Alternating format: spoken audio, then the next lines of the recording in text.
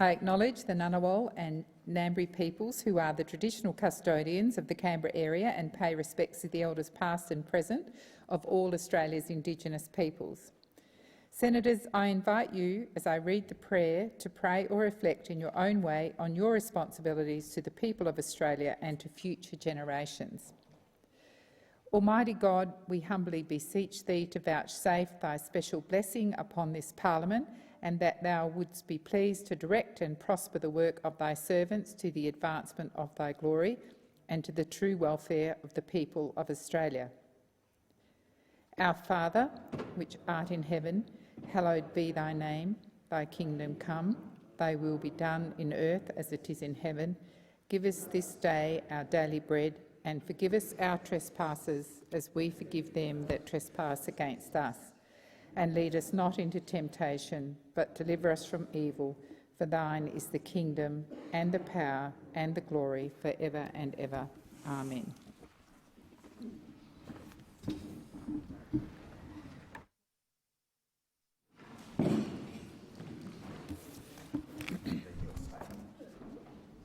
In accordance with Standing Order 55, I table a letter from the Leader of the Government in the Senate, Senator Wong, on behalf of the majority of senators requesting me to summons the Senate to meet today. In light of the recent tragedy in Queensland, I wish to make a statement at the first opportunity of our meeting in the Senate today. On Monday, 2 police officers reported to duty and they never came home. Constable Matthew Arnold and Constable Rachel McCrow paid the ultimate sacrifice to keep our community safe. They served with honour and bravery. To neighbour Mr Alan Dare, who simply came to help but tragically lost his life, he too will be remembered as a hero.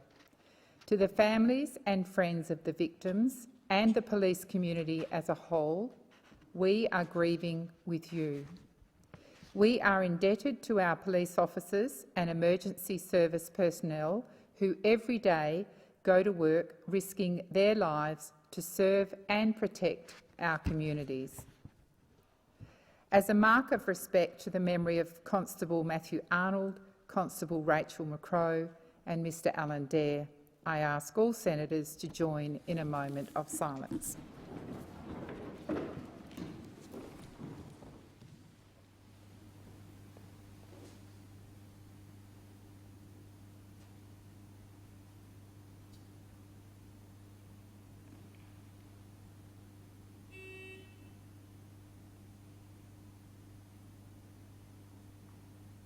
Thank you, Senators. Senator Gallagher. Oh, beg your pardon. Sorry, Senator Gallagher. I'll do leave of absence first. Senator Urquhart. Thank you. I seek leave to move a motion relating to leave of absence for senators. Is leave granted? Leave is granted. I move that leave of absence be granted to the following senators for today: Senators Wong and Farrell on account of ministerial business, and Senators Brown, Green and Sheldon for personal reasons. Thank you. Senator Askew. Move a motion relating to leave of absence. Is leave granted? Leave is granted. Thank you, Senator Askew. I move that leave of absence be granted to the following senators: Senators Birmingham and Chandler for the 15th of December for parliamentary delegations, and Senators Molan, Payne, Hughes, Hume, Patterson, Bragg and O'Sullivan for the 15th of December for personal reasons. Thank you, Senator Askew. Senator McKim.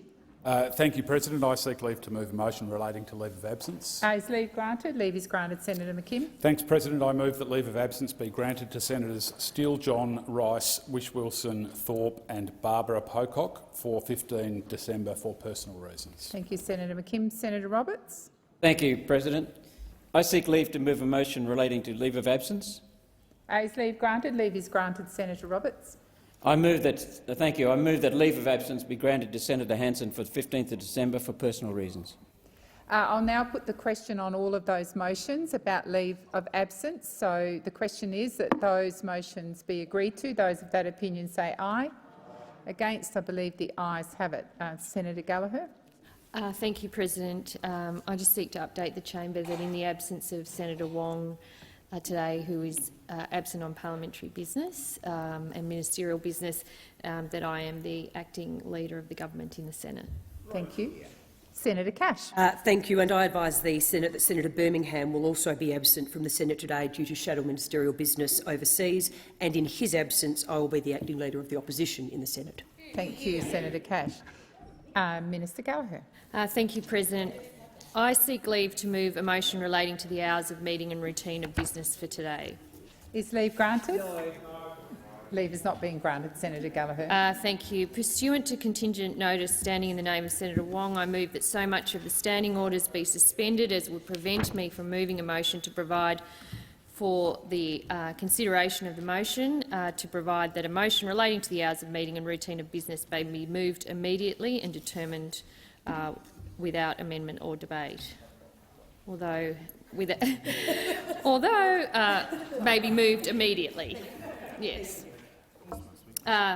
Thank you. And I would like to begin by thanking the Senate for coming back and having this urgent sitting of the Senate so soon after we adjourned for the year. It is important that the Senate consider the bills that are being passed by the House of Representatives today, and that we deal with this today.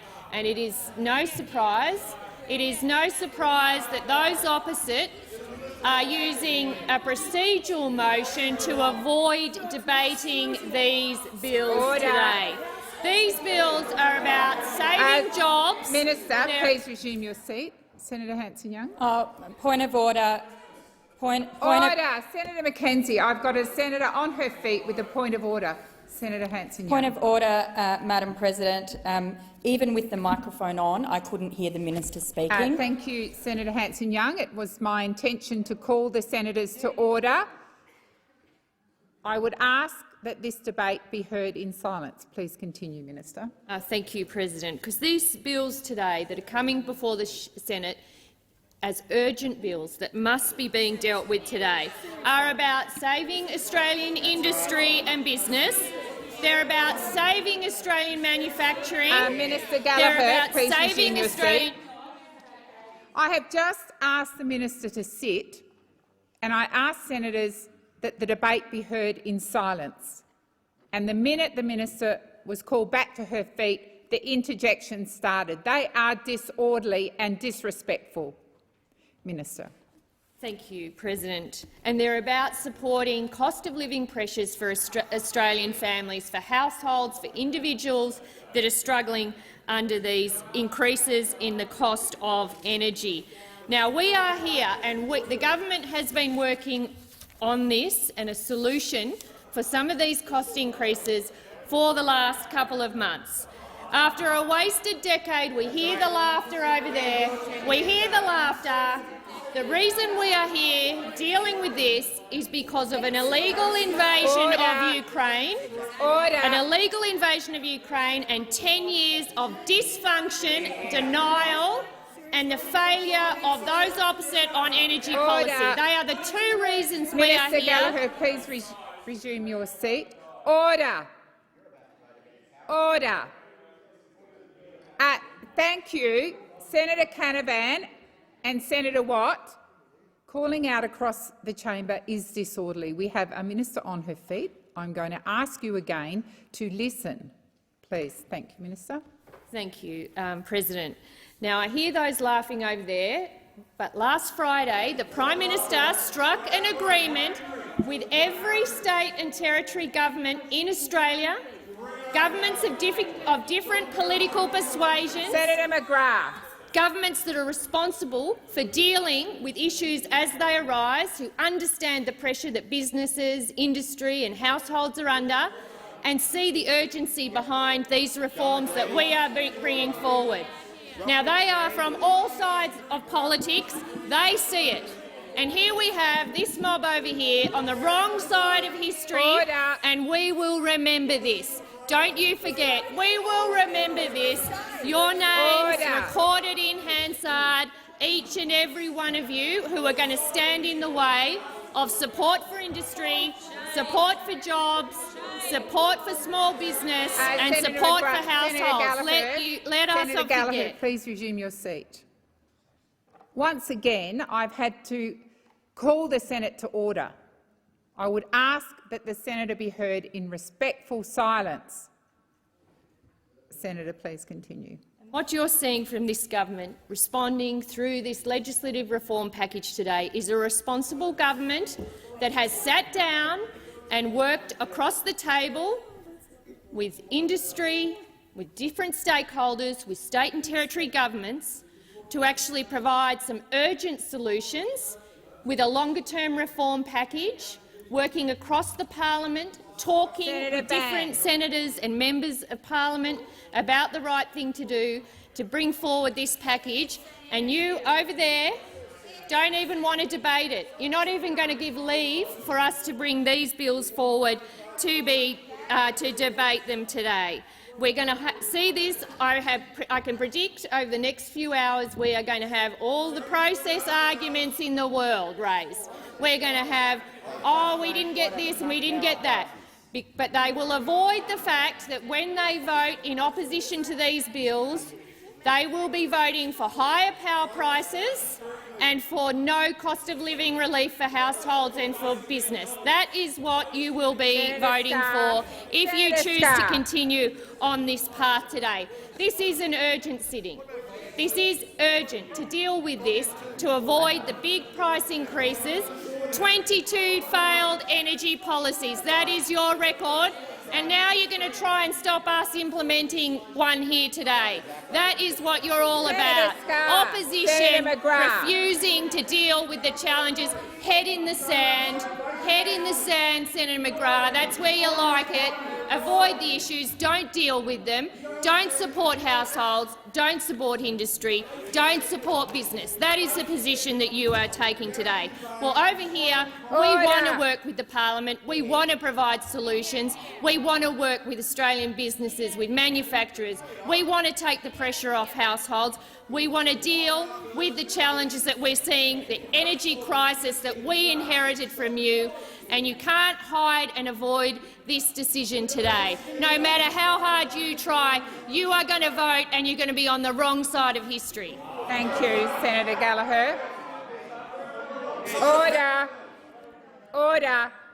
Senator Cash. Well, thank you, Madam President. And colleagues, I hope Senator Gallagher gets the irony of the statement she just made today in the Senate. Given that when opposition, this was one of Senator Gallagher's favourite quotes. The Senate must stand up for itself. Well, I thought that's what you were all doing. That's what you were all doing.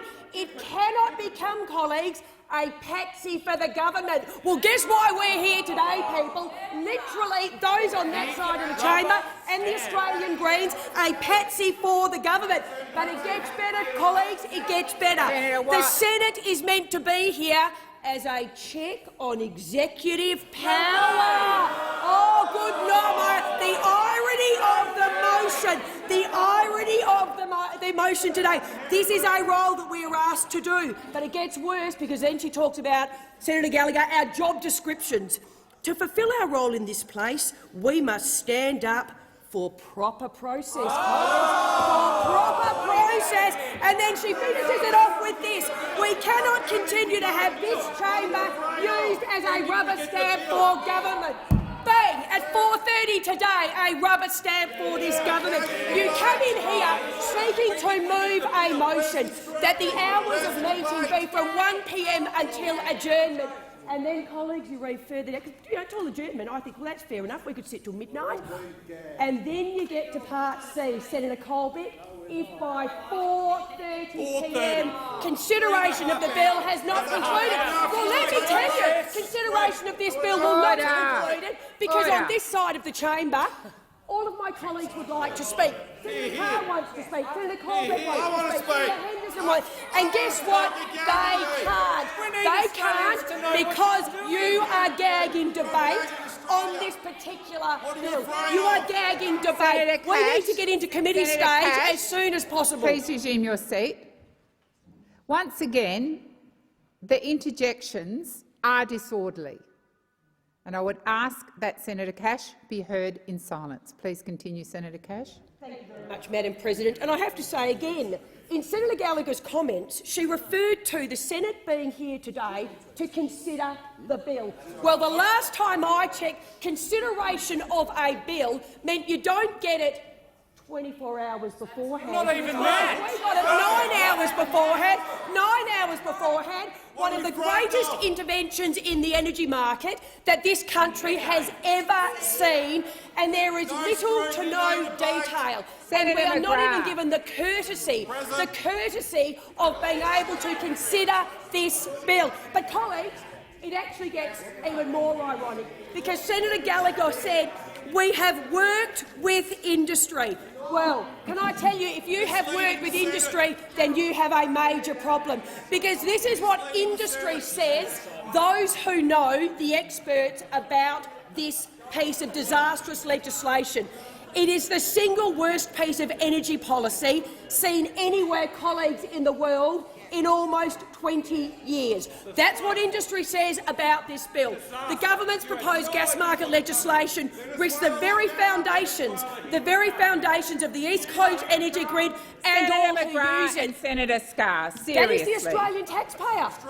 Mum and dads out there, that is Australians who use the energy market, and you are about to decimate it. But it gets worse. So much for working with industry, because they also say this, colleagues, the damage has already started. Bowen's blackouts are on the way.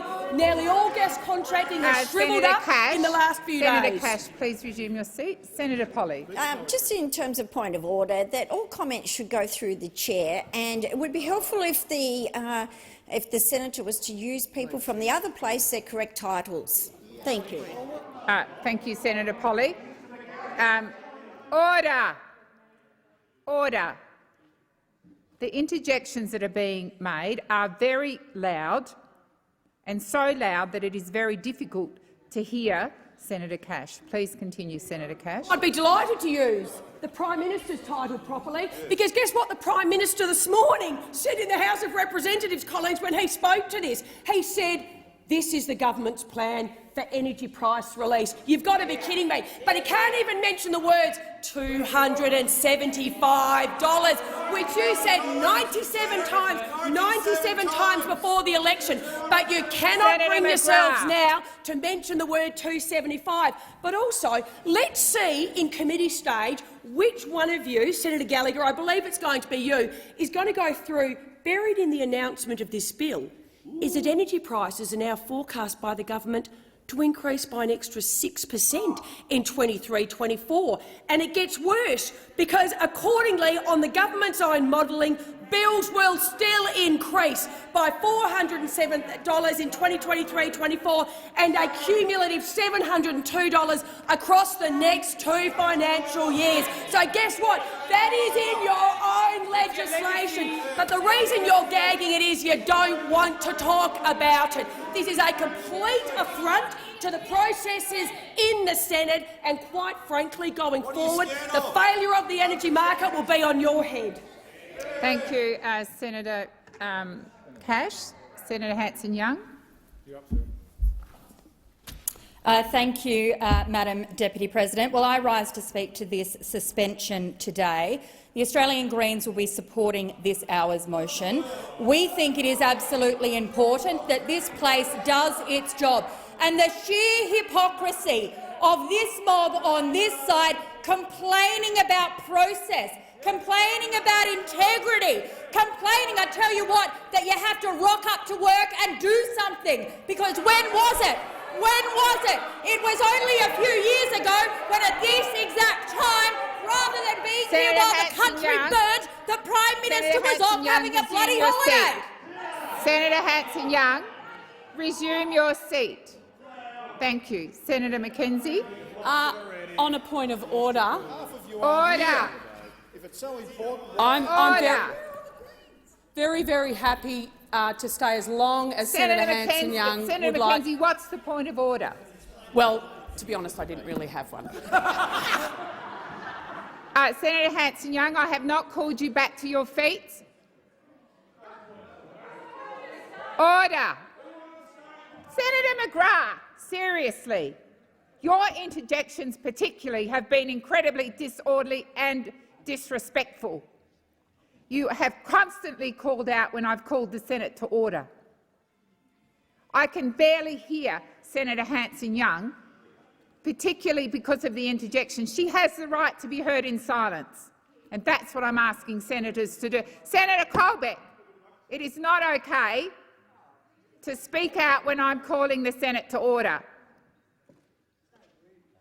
Senator Hanson-Young, please continue. Thank you, Madam President. Well, only a few years ago, at this exact time, rather than pulling the country together, we of course know the former Prime Minister, Mr Morrison, was off having a Senator holiday McGrath. instead of working.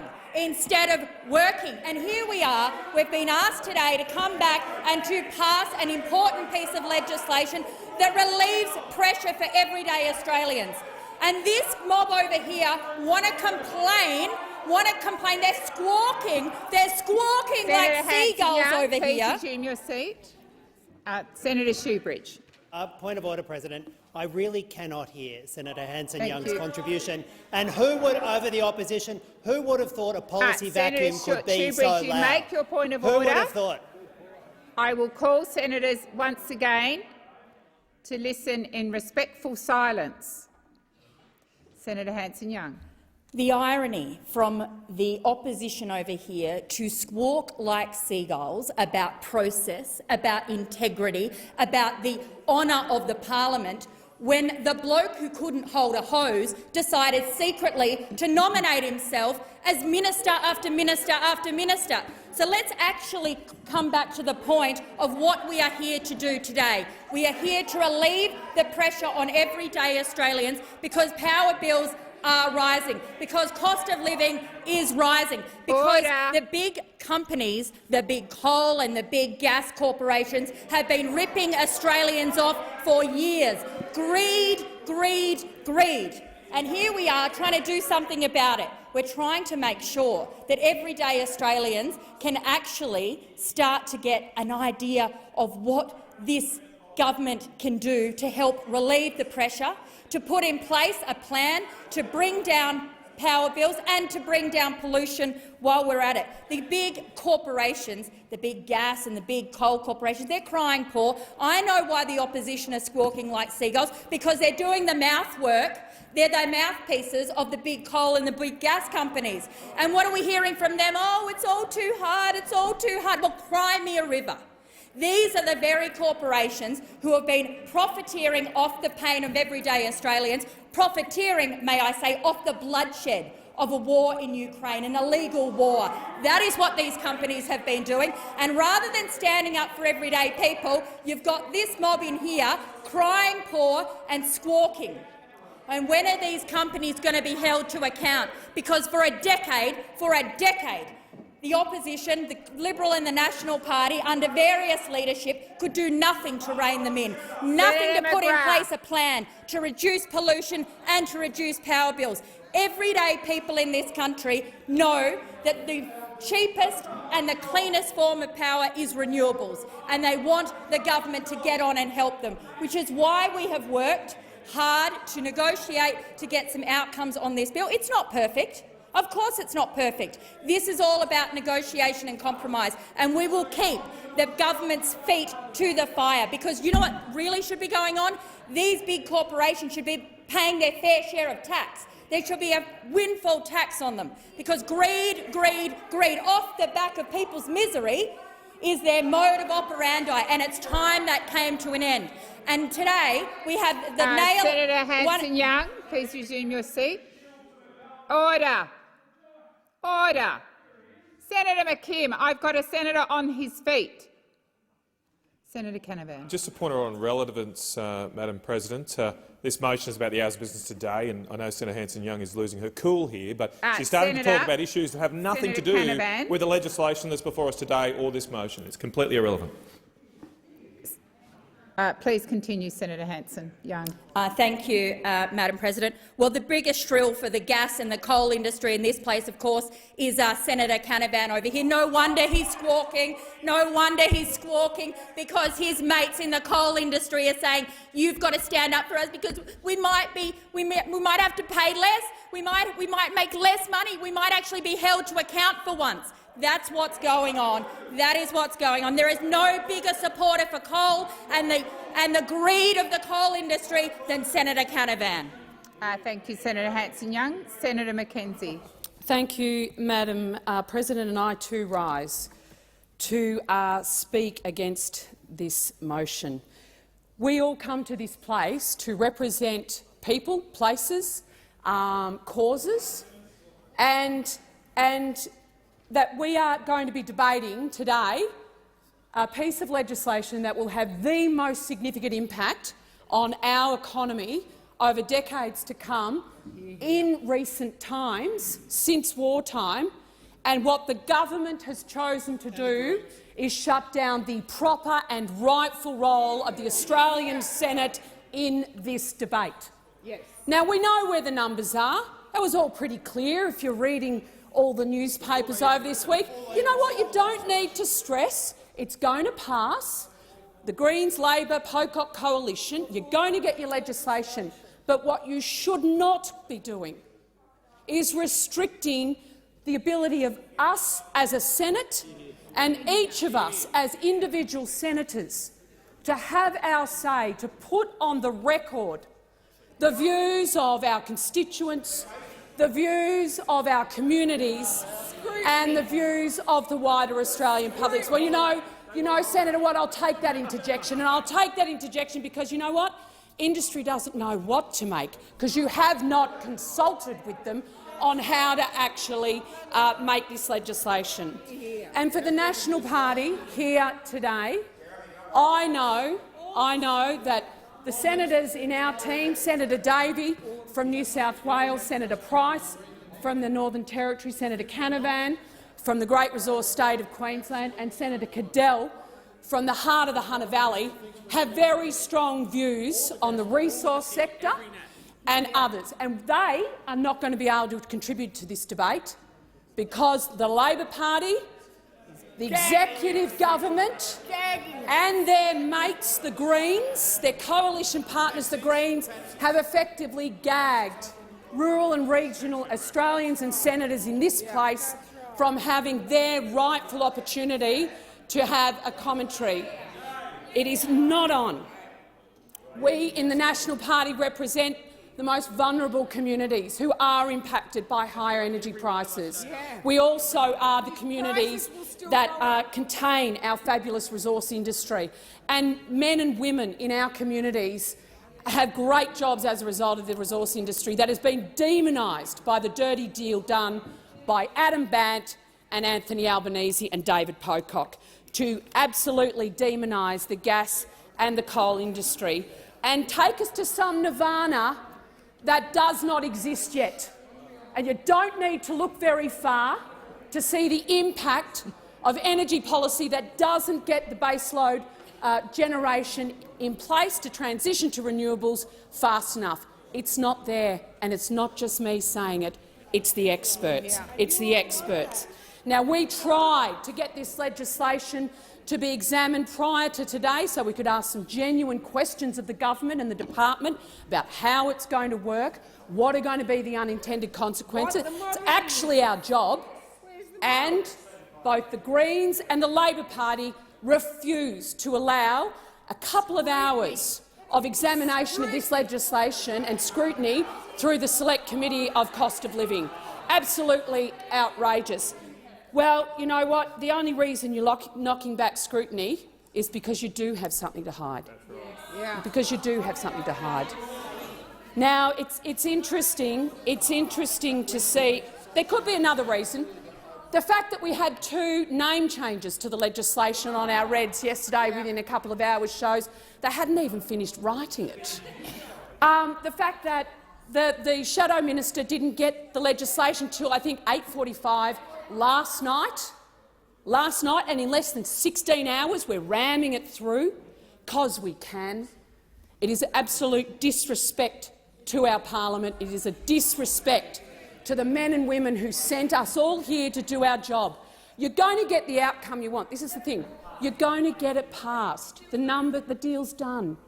What you should have been able to do is not gag senators and the Australian Senate from doing our rightful role. And we are very happy, Senator Hanson-Young, to sit as long as it takes for every senator, and I note your party's stacking out the speakers list quite quickly, to have every senator have their say and every question rightfully asked of the minister. Senator McKenzie. Senator McAllister. Thank you, President. Well, this parliament has a big job to do today, because the opportunity today is to debate the legislation that will underpin the government's energy price relief plan. Yeah. And I don't know whether there are some people— I don't know who needs to hear it in this chamber, but we have a serious challenge ahead of us. The illegal invasion of Ukraine has produced a global energy crisis, the like of which we haven't seen for 50 years. Now, it may suit others to ignore that, to pretend, President, that that is not the case. But actually it's a pretty significant global event, and we're not immune to the consequences of those events, and it's for that reason that we've been working in a methodical way through the issues that it presents to Australian households, and particularly for Australian manufacturers who, if any of you had been listening, have been pointing out this problem to us and to you and asking for a response. Now, of course, the Liberals and the Nationals' engagement with this issue is entirely disappointing, but entirely predictable, because actually they had 10 years to come up with an energy policy, 10 years to grapple with the very significant technological changes and economic changes that were confronting our energy sector. And what did they do with their 10 years? Well, they certainly didn't land an energy policy. They certainly didn't land an energy policy at any point in that period. They did two things. These people have never seen an issue that they weren't willing to politicise, to wield in terms of partisan point-making. There is no issue that they're not willing to use for narrow partisan advantage. And every time over the last decade and every time in this new parliament that the opportunity has presented to act in the national interest, they have chosen not to do so. Exactly. They have chosen petty, narrow electoral interest, whipping up fear, picking fights, instead of solving problems. That's right. Instead of solving problems. And the opportunity is here today to solve some problems, to engage with a debate. We could be debating it now. We could have started some 30 minutes ago. That's right. But we haven't done so.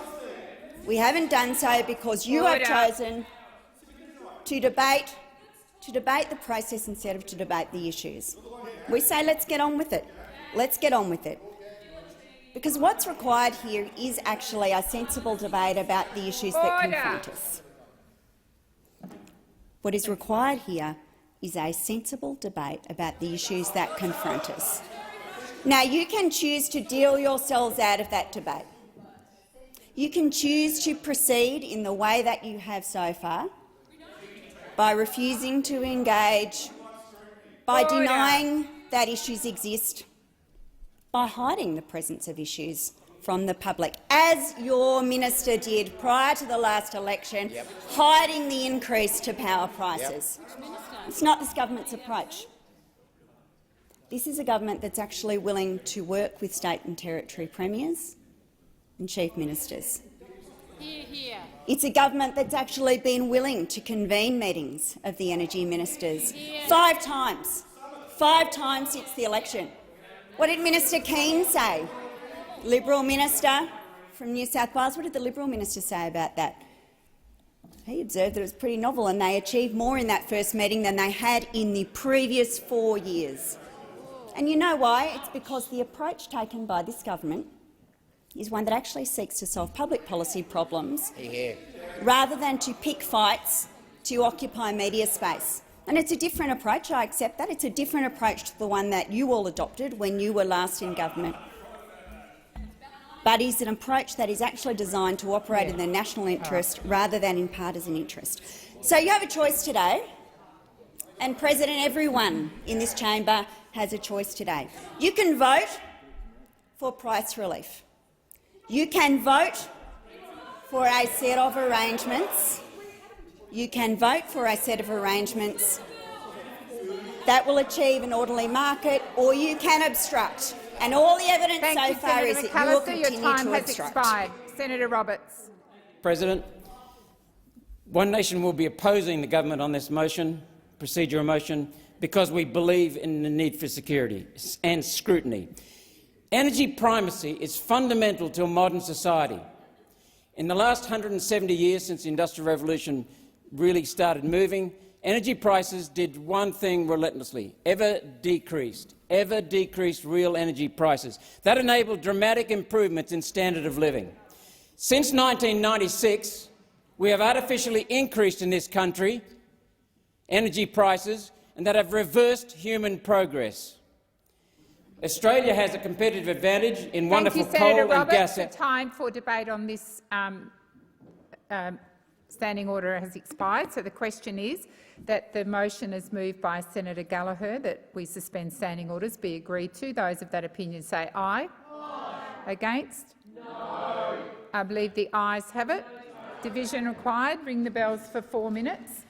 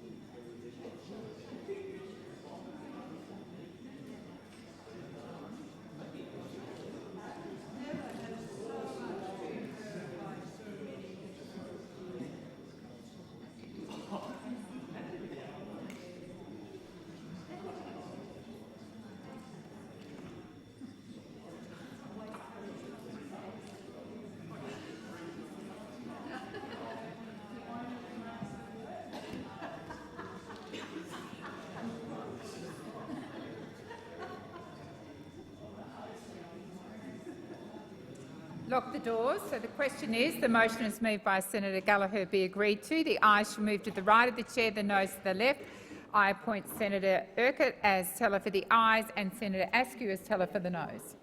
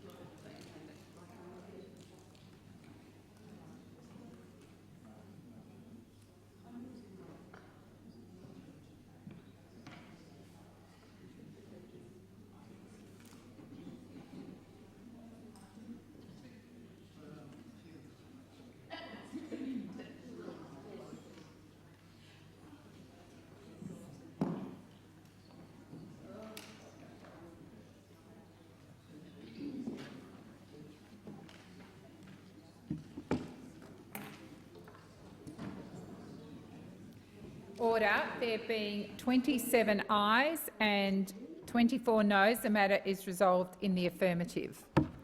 I'll now call Senator Gallagher. Immediately and without debate, can't I, this bit? Thank you, President. I move that a motion relating to the hours of meeting and routine of business may be moved immediately. The question is that the motion is moved by Senator Gallagher be agreed to. Those of that opinion say aye. Against? I believe the ayes have it. Minister. Thank you, President. I move the motion as circulated. Thank you. Senator Cash. Thank you, and I seek leave to move an amendment to the government's routine of business as circulated in the chamber. Is leave granted? There being no objection, leave is granted. Senator Cash. Thank you. Given the time, I won't speak to the amendment and I will merely move the amendment. Thank you, Senator Cash. So the question is the amendment as moved and circulated by Senator Cash to the hours motion be agreed. Those of that opinion say aye. Against? No. I believe the noes have it. Ayes have it. Ring the bells for 1 minute. Thank you.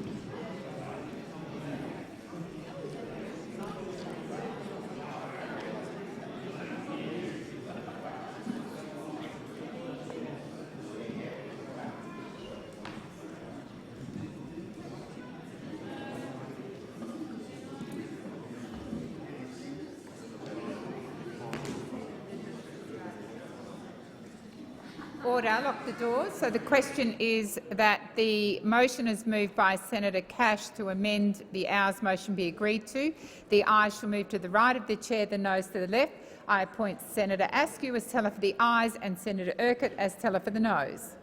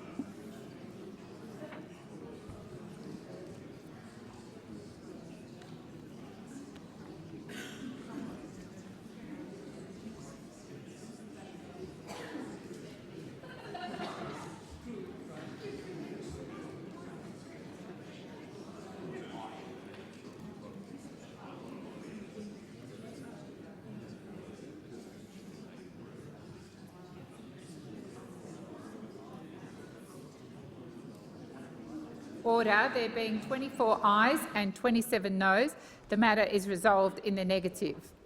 I now intend to put the motion. I'll just allow Minister Gallagher to get back to her spot. And Senator Cash.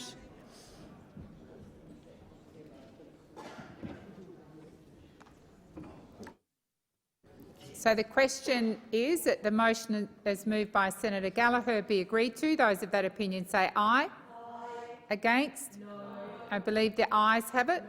Noes have it. Ring the bells for 1 minute.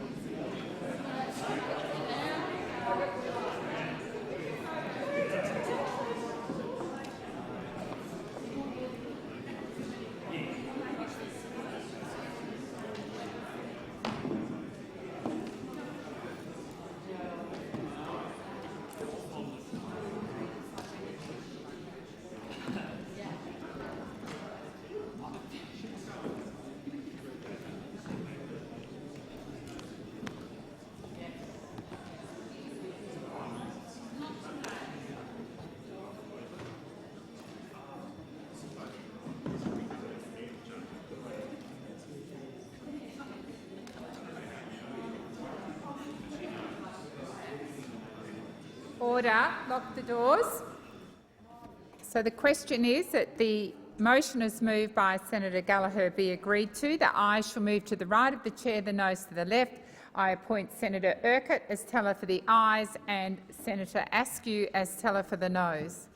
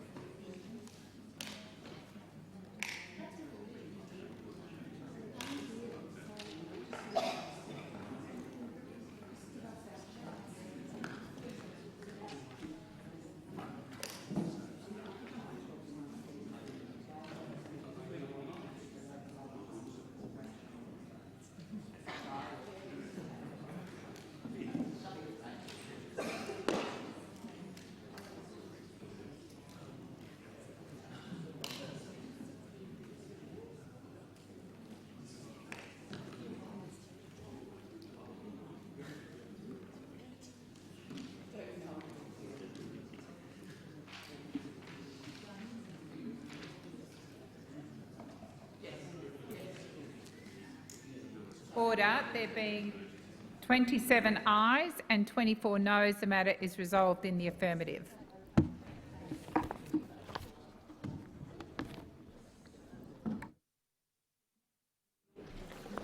The President has received a message from the House of Representatives forwarding the Treasury Laws Amendment Energy Price Relief Plan Bill 2022 for concurrence. I call the Minister. Thank you, President. I move that this bill may proceed without formalities and be now read a first time. So the question is, the motion is moved by the Minister be agreed to. Those of that opinion say aye. Against? I believe the ayes have it. I call the Clerk. Act to amend the Competition and Consumer Act 2010 and for other purposes. I call the Minister. Thank you, President. I move that this bill be now read a second time and I seek leave to have the second reading speech incorporated in Hansard. Is leave granted? Leave is granted. Thank you, Minister. And I'm calling Senator Duniam. And may I commence by wishing you a happy birthday for today. But look, today is not a day for celebrations. It is not a happy day for Australians. Because I tell you one thing, colleagues, Australians are struggling and we all know it. It's what we intend to do about it that is important. And what we're doing here today in this legislation, which has been rushed together, mixed up in a little room out the back of some ministerial office, is not going to address that issue. Let's consider what we saw in the months leading up to the election. A repetition of a particular number 275 was the number. And it was repeated, Senator Cash, 97 times in the lead-up to the election. That repetition makes me think, Acting Deputy President, it was a pretty important thing for the opposition, then opposition, now government, to have spoken about. Because that number, 275, was a promise that the Labor Party made to the people of Australia in order to get their votes, to win government. In fact, given they won the election, I would see that as a contract between the government and the people of Australia that voted for them on that basis. People rightly believed the Labor Party when they said, "We will reduce your power bills by $275. 97 times, as Senator Cash pointed out earlier on, was that number repeated.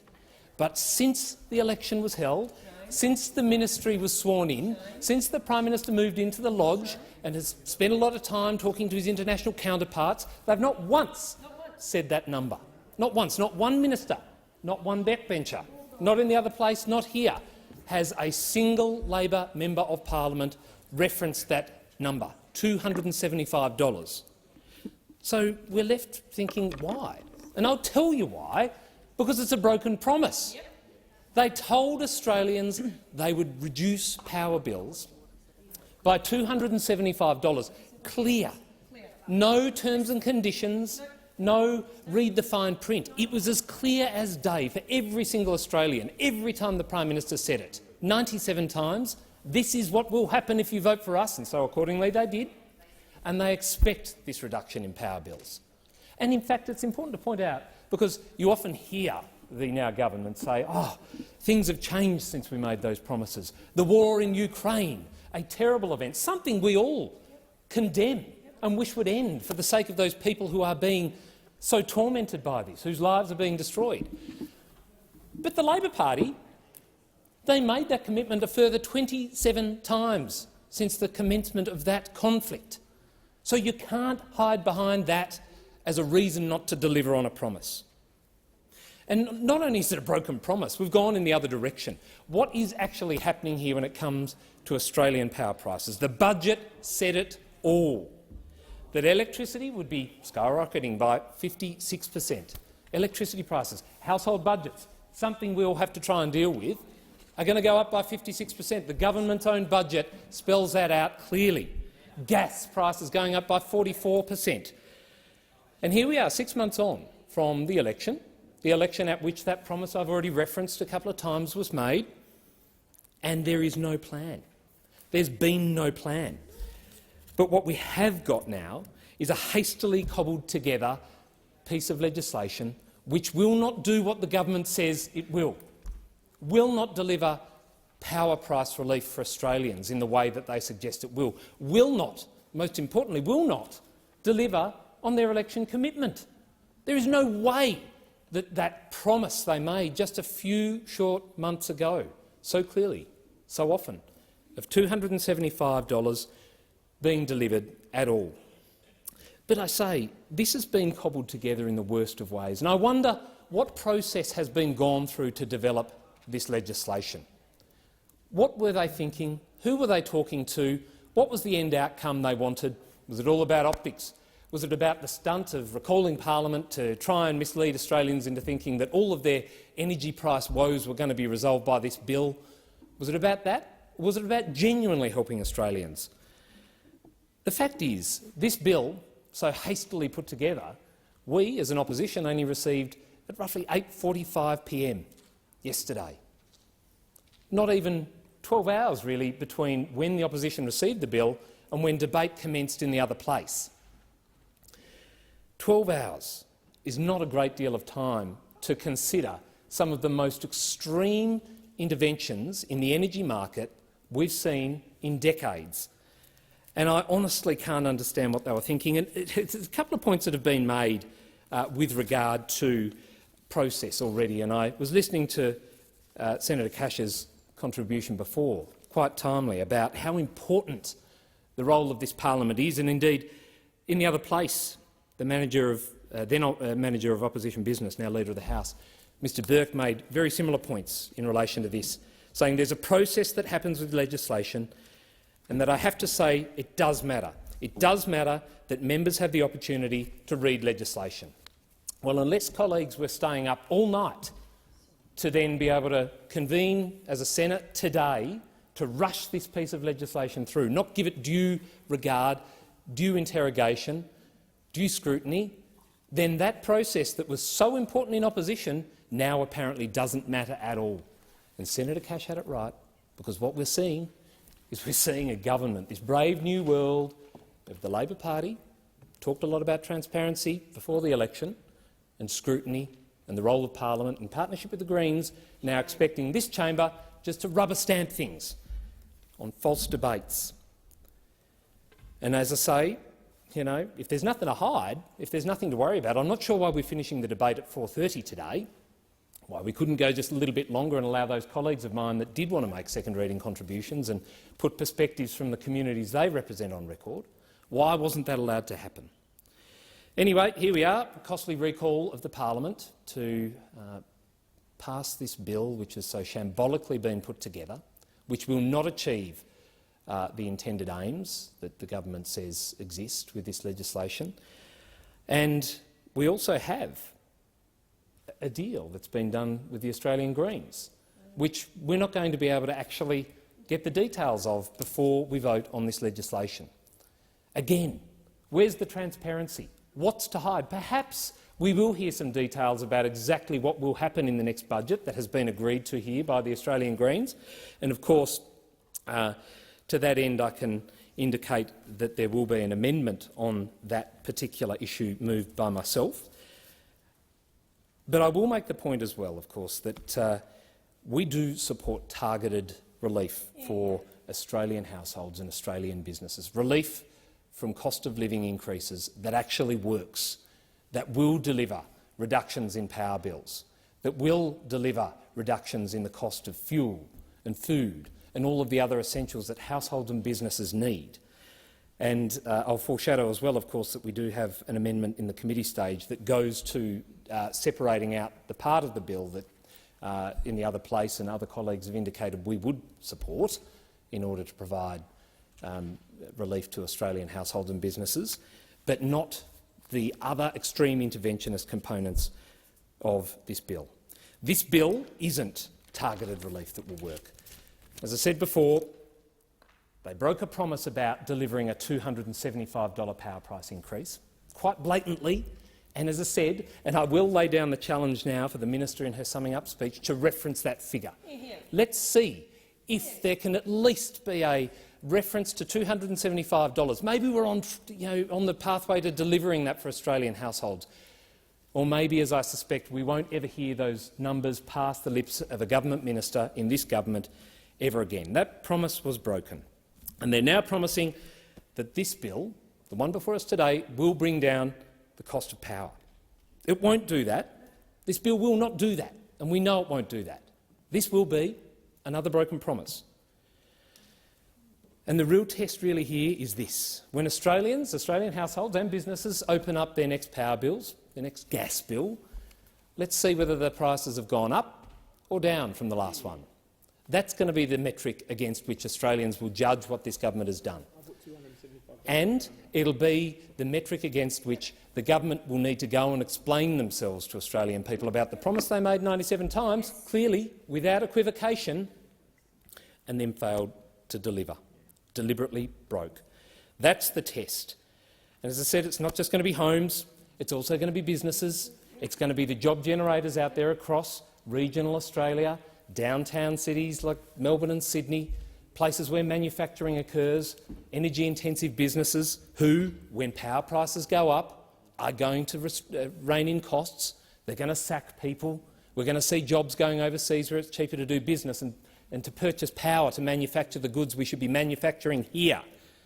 And of course, if we're interested in looking after our environment, those emissions will be generated elsewhere. This is not going to help anyone. It won't help the economy, it won't help households, it won't help businesses, it will not bring down the cost of living, it will not even help the environment. Still, here we have higher power prices, and we have a government ignoring a very basic principle of economics, the laws of supply and demand, the need to bring on supply, to reduce pressures on what we have already in place. And I mean, we only have to look at the comments of people like the Reserve Bank Governor, the Secretary of the Treasury, any other energy market expert, who've all made it very clear. The answer to the energy crisis, which this bill purports to drive a silver bullet through, is supply, bringing more supply on. The lack of supply drives up prices, and it's a point that's been made before, and I think it's a very important one for Australians to understand. You can't switch off the old system without switching on the new, and we don't have a new. We cannot just, in the blink of an eye, replace what we need in terms of energy consumption. We cannot just switch across to some ethereal new energy generation source when we switch off coal and gas. But that's what this government is seeking to do, and the end result is going to be disastrous. It will be higher power prices, not lower ones. It won't be $275 off your power bill as promised just 6 months ago. It'll be something far in the opposite direction. And as I said, the Labor Party, all of their ministers, all of their backbenchers refuse to reference those numbers, and so I hope today, in passing this legislation, given they've stitched up the numbers of their secret deal with the Greens and others, that they will be able to reference $275 in what they say today. Are we on track to it? Is it still a promise? Is it still government policy? Let's see. And while I take the minister's interjection a little bit earlier on, says the deal between the Greens and the Labor Party isn't secret. Well, I'm really looking forward to seeing the ins and outs, the details of exactly what has been agreed here. It's going to be very, very important in this debate. The big losers out of this, though, Acting Deputy President, of course, are going to be Australians. Households already struggling to make ends meet, and businesses becoming uncompetitive. And if I can just refer to a couple of the criticisms that have been levelled at this from people who actually know what they're talking about, even for those people who may not want to trust politicians and take them at their word. Let's go and listen to some of the comments that have been made. David Maxwell, the CEO of East Coast gas producer Cooper Energy, who said, and I quote, "In my 30-plus years in management roles in the gas industry, I've never seen such destructive legislation." That was on the 11th of December this year. ExxonMobil slammed the move as reckless free market intervention and said the rushed and ill-considered policy would inevitably risk gas shortages. Credit Suisse's Saul Kavanagh said the damage has already started. Nearly all gas contracting has shrivelled up in the last few days. And energy market analyst Mark Samter said, "This is the single worst piece of energy policy I've seen anywhere in the world in almost 20 years at looking at global energy markets." Pretty damning pieces of feedback there from people who seem to know what they're talking about. The sad thing is, though, the government just dismisses these criticisms as people clinging on to profits. Well, again, the real test in this is going to be whether what they do today brings down power prices. That's where it's going to be at, and that's what we need to be focusing on. Ignoring Economics 101 as they have, ignoring the laws of supply and demand, providing unprecedented powers to the Australian energy to control the Australian energy sector, delegating powers to the Treasurer to make broad-ranging regulations. All of these things we've had just a handful of hours to consider. And by 4:30 today, it will have passed the Australian Parliament with the support of the Australian Greens, and Australian households, Australian businesses are all going to be worse off. And I repeat, the test that they need to pass is for power prices the next time they're opened at your kitchen table, when you get home, they need to be lower. If they're lower, they've done the right thing. But I'm taking a bet here, they won't be lower, they will be higher. This bill will not do what the government have said it will do, and the losers will be the Australian public, Australian businesses, this country as a whole. It is a broken promise again, just like the last one. Thank you, Senator Duniam. Before we move on, Senator Duniam, do you want to move your motion on sheet 1793? I move the amendment, yes. Thank you. Senator Waters. Thank you very much, Acting Deputy President. Well, I rise to speak on the Treasury Laws Amendment Energy Price Relief Plan Bill of 2022. And the fact that we're back here today, a week before Christmas, shows that it's finally becoming clear to this government that the cost of living crisis needs urgent attention. We know that people across Australia are doing it tough, and that obviously this is often the time of year that people feel it the most. The cost of living just keeps rising, much faster than wages are rising. Rent, going to the doctor, putting food on the table, electricity bills, shoes for the kids, petrol, mortgage payments, everything is more expensive. The only ones not having a tough time are the big corporations and the fossil fuel sector. They are making record profits while ordinary people are struggling. Gas corporations like Santos and Woodside are making billions in profits and paying next to no tax. Coal exporters, according to a report released this morning, have made a windfall gain last financial year of $45 billion. Fossil fuel companies have been profiting from the war in Ukraine and making record profits. Coal and gas companies are destroying farmland in Queensland, while farmers in the New Acland mine have to fundraise to protect their water supplies.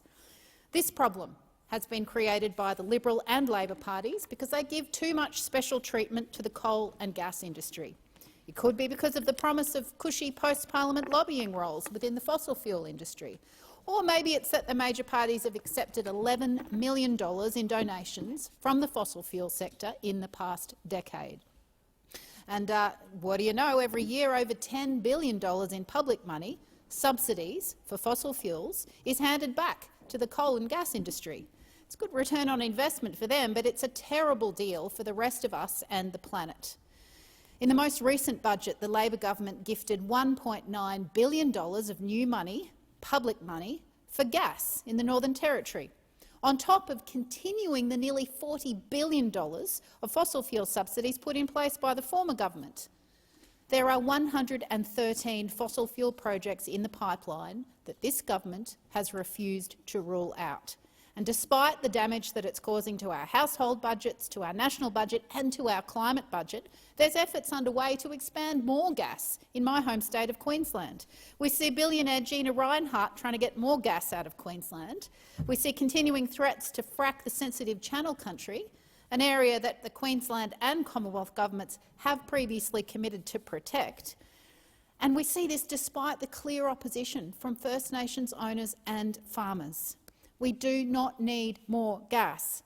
Gas is just as dirty as coal, and its extraction risks our land and water.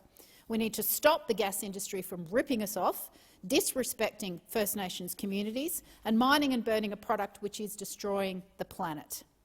So this bill is a first step towards the coal and gas corporations taking a much-needed haircut. It will give powers to the minister to implement a 12-month price cap on the price of gas, which the government has said they'll set at $12 a gigajoule. This will, in conjunction with the coal price caps to be implemented by New South Wales and Queensland, this will deliver approximately $230 per household in savings over the coming year. But sadly, this doesn't mean that people will pay less on their gas and power bills. Those bills are still going to increase. It will just increase by less than it would have without this piece of legislation. This bill also allows the government to provide $1.5 billion of funding, co-funded by another $1.5 billion from the states and territories, to households and businesses to reduce power bills. Now, this is a start, but it's not enough. It's 1/16 of the amount that the government just gave in Stage 3 tax cuts to the rich in the recent budget. Those folk get $24 billion a year, and ordinary people are only getting $1.5 billion.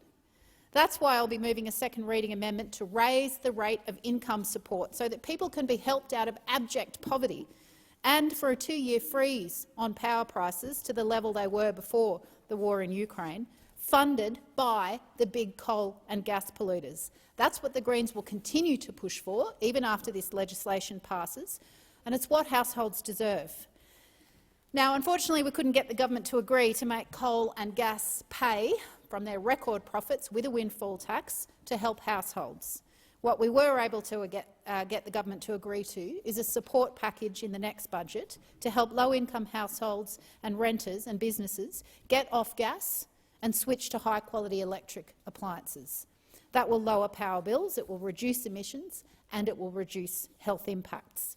The government has agreed to work with the Greens to develop a significant package of measures to help households and businesses electrify their operations, improve their energy performance and cut energy bills as part of that 2023-24 budget process. This will help roll out electrification to businesses and households, and will be particularly looking to support those groups that have struggled to access the benefits of home electrification, like people on lower incomes, private renters, people in public and community housing and folk in apartments.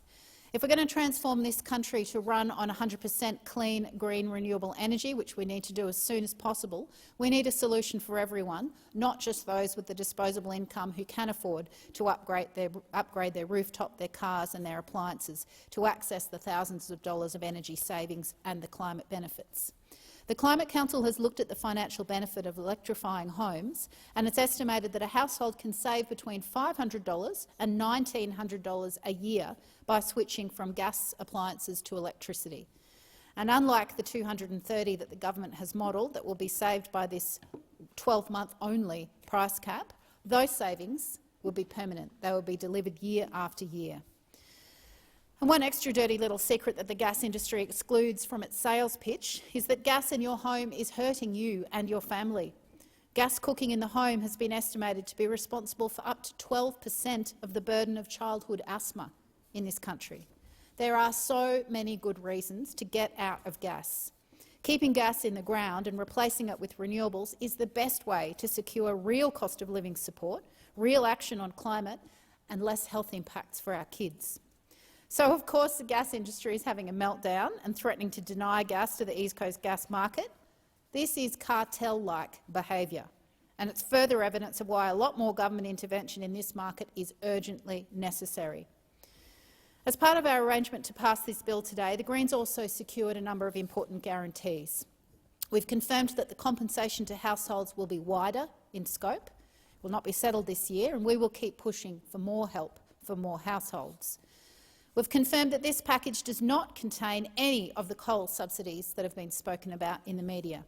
And while my colleague Senator McKim will say more about this, let me be crystal clear. The Greens will never support any subsidies going to the coal and gas industries, and if the government brings future legislation to give effect to any coal or gas subsidies, we will oppose it. The coal and gas companies should be compensating the people, not the other way around.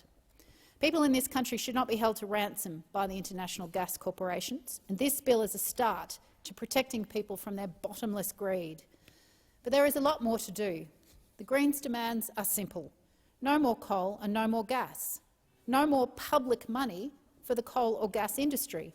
Freeze power bills for 2 years at the rates they were before the illegal war in Ukraine, funded by making those massive corporations pay their fair share of tax, while we transition off those dirty industries to clean, affordable, renewable energy that is job-rich. So it's good that Labor has taken a first step to stand up to these powerful interests. And on top of the 12-month price cap, the bill gives the ministers powers to introduce a mandatory code of conduct for the gas industry. This will allow the government to begin taking back the reins on who controls our energy markets from the big gas corporations. But it will take courage to tackle those special interests, and we will keep pushing the government to do so. Banning political donations from the fossil fuel industries would also break the chains and allow Parliament to stand up for the community, not the vested interests of big corporations and political donors. With the Greens, Labor has the numbers to stop new coal and gas, to make them pay their fair share of tax and to end the public subsidies. Or Labor can choose to run scared of the power of the gas industry and their threatened advertising campaigns. But with the powers in this bill, the government will now face a choice, and we'll keep pushing them to make the right one. We'll be moving a series of amendments to give effect to some of the points that I've made, and I foreshadow the second reading standing in my name. And I'll just conclude by saying we are in a cost of living crisis. We need to bring people's power bills down, and we need to speed up the transition to clean, green, renewable energy. But we think the coal and gas companies should be paying for that transition and for those subsidies out of the record profits that they have made off the back of the misery of the people in the Ukraine. And we are deeply disappointed that the government would not come at taking on the coal and gas corporations and making them pay their fair share of tax. But we will be supporting this payment as a slight relief for folk, and we will keep pushing for broader cost of living relief, not just in the climate context, but in all things, whether it be access to mental health care support, dental health care, housing, you name it. Government should be delivering for the people, not just for the big companies and the fossil fuel industry that's tried to run this place for so long. Senator McDonald. Thank you. Well, today we are faced with an unpalatable fact. Either Labor doesn't know the consequence of this legislation and are incompetent, or they do. And this is the most malicious piece of legislation that will see gas shortages, it will increase electricity prices and it will drive up unemployment. Be very clear, this is an attack on the resources sector, a sector that currently, through royalties, through taxes and investment, is the backbone of our economic strength. It pays for our health system, it pays for much of our education system and much of our roads and infrastructure. And so much of what we're going to hear today from the other side completely misunderstands the structure of the Australian economy. And if Australians knew what Labor and the Greens are passing today, if they knew what the future holds for them in the very near future, they would rightly be devastated, because this legislation is selling out their future. This is one of the largest and most significant government interventions that we have seen in the market for decades, and the Albanese Labor government is too arrogant, too deceitful to allow proper consultation. It was still in the oven being baked last night, and it's come out completely uncooked. And history has shown time and time again that price caps will only result in supply shortages, and that leads to price rises. This is Economics 101, and Australians need to brace for blackouts, high prices, investment uncertainty in the months to come. This is panicked policy on the run. It's full of loopholes, unintended consequences. It raises more questions than it answers. It provides more certainty. And I'll be asking questions on this today, as I will before debate and discussion is gagged. It certainly won't deliver the $275 electricity cut that was promised 97 times by the Prime Minister.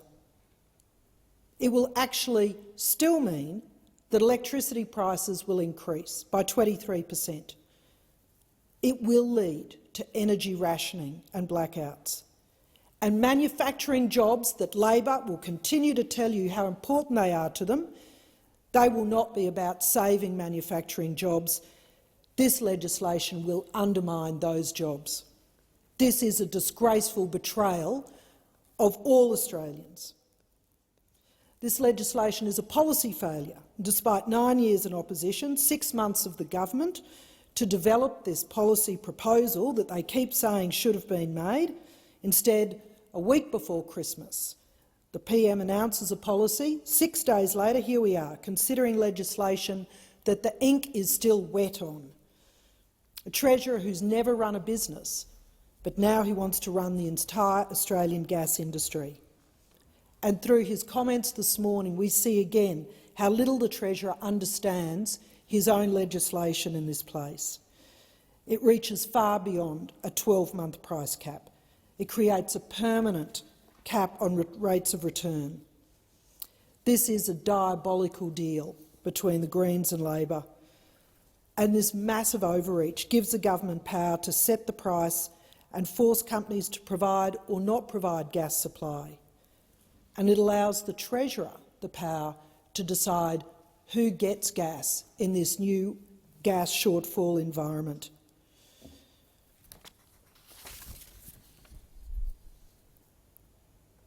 Energy experts have already been quoted as saying that this is the single worst piece of energy policy in the world in the last 20 years.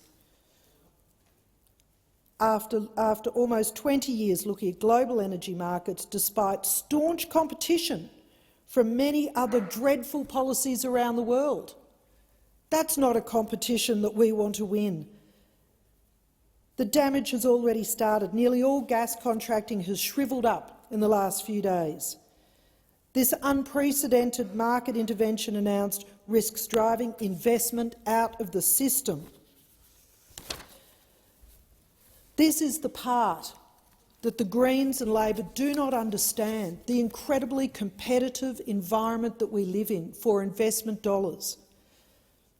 Now, the Prime Minister has had a lot to say before the election on about how, in his government, we will do things differently. And as recently as March was saying, I want proper process, I want to consult people. And yet we are seeing legislation that the Greens and the crossbench agreed to support before they'd even seen the words on the page. The unintended consequence that will arrive from passing this legislation with haste are deeply concerning, and I guarantee you we will be back to make amendments. I mentioned that this bill will delegate power to the Treasurer to make broad-ranging regulation to control pricing, contracting, purchasing activities in the gas market. It reaches far beyond a 12-month price cap. Such market intervention will result in a permanent cap on rates of return, something that even the worst tin pot autocrats haven't imposed on their upstream resources sectors for fear of strangling investment and supply. And in Europe currently, guess whose jobs we're seeing are going? It's manufacturing jobs. Because there is not a treasurer in the land who will choose to supply gas to manufacturers over households to cook and heat and live their lives. So to all the manufacturing companies who are greeting this legislation with joy, be very, very afraid, because you will not be the top of the Treasurer's Christmas list when it comes to allocating gas. We know that the answer to reducing the cost of energy, the cost of gas, is more supply. We are a nation blessed with resources, and the arrangement that this nation has with investors, both domestically and abroad, is that the investors take the risk. They provide the capital, the risk, the workforce, the planning approvals to access our resources, and in return they pay royalties, they pay company taxes, they pay PAYG taxes, and they invest in operational capital investments that flow to small Australian businesses. Businesses in my part of the world, regional Australia. This rush legislation will end up with loopholes that provide no clear solution to this crisis. The mandatory code of conduct does not include retailers. Normally, the Greens would want to know what these gaps are. They would be keen to make sure that they are part of passing reasonable and good legislation. But they have instead allowed this to be rushed through with unintended consequences that we will all regret. This breach of faith of bringing legislation to the House and then the Senate with absolutely no oversight is not new. The gas companies earlier this year were asked to join a heads of agreement to provide what was expected to be a supply shortfall to the market. They did that. 157 petajoules of gas was agreed to be supplied to the market. But now, only a few months later, they are being demonised and another breach of faith for important investors in our economy. We know that Ministers Bowen and Husic have no desire to support a gas industry.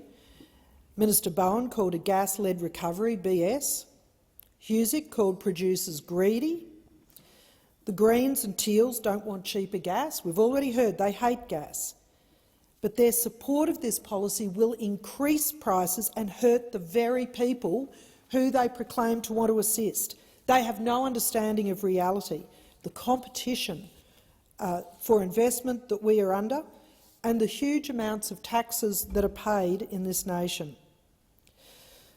There is no industry support for this legislation. Labor has ignored all expert advice. Regional towns like Roma and Miles, who have prospered due to gas industry, the agricultural people in that region who've prospered due to more jobs and support to stay on their farms, those regional jobs are threatened. Family businesses are at risk.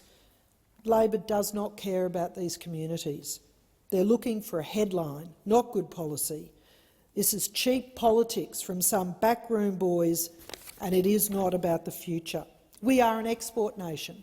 We rely on investment from super funds, from offshore, to make the most of our extraordinary assets. And this legislation has run an icy finger down the spine for every project in this country, every well-paid job, every GST and tax dollar that currently goes to supporting health and education and infrastructure in this nation. We support household relief. We asked to split this bill to allow for that part to be passed singularly, but Labor voted that down because they are more interested in playing politics than in good policy. Now, Labor's modelling shows that electricity prices will go up next year, 23%. There will be no reduction of $275 as promised 97 times. And the retailers, which will not be included in the mandatory code of conduct, can still game the market, the spot market, with high prices. Credit Suisse has warned gas price fixing will increase the risk of blackouts as early as 2023. Energy Quest warning of 19 years of supply is now stranded, and price caps have been proven to lead to shortfalls. The lack of investment, the lack of exploration and development, a lack of supply. A shrinking supply will mean blackouts, will mean gas rationing, will mean high demand and higher prices. Now, we've heard several times about this all being the fault of the war in Ukraine. This is an absolutely outrageous conclusion to draw. Our energy market and the European energy market are literally thousands of miles apart.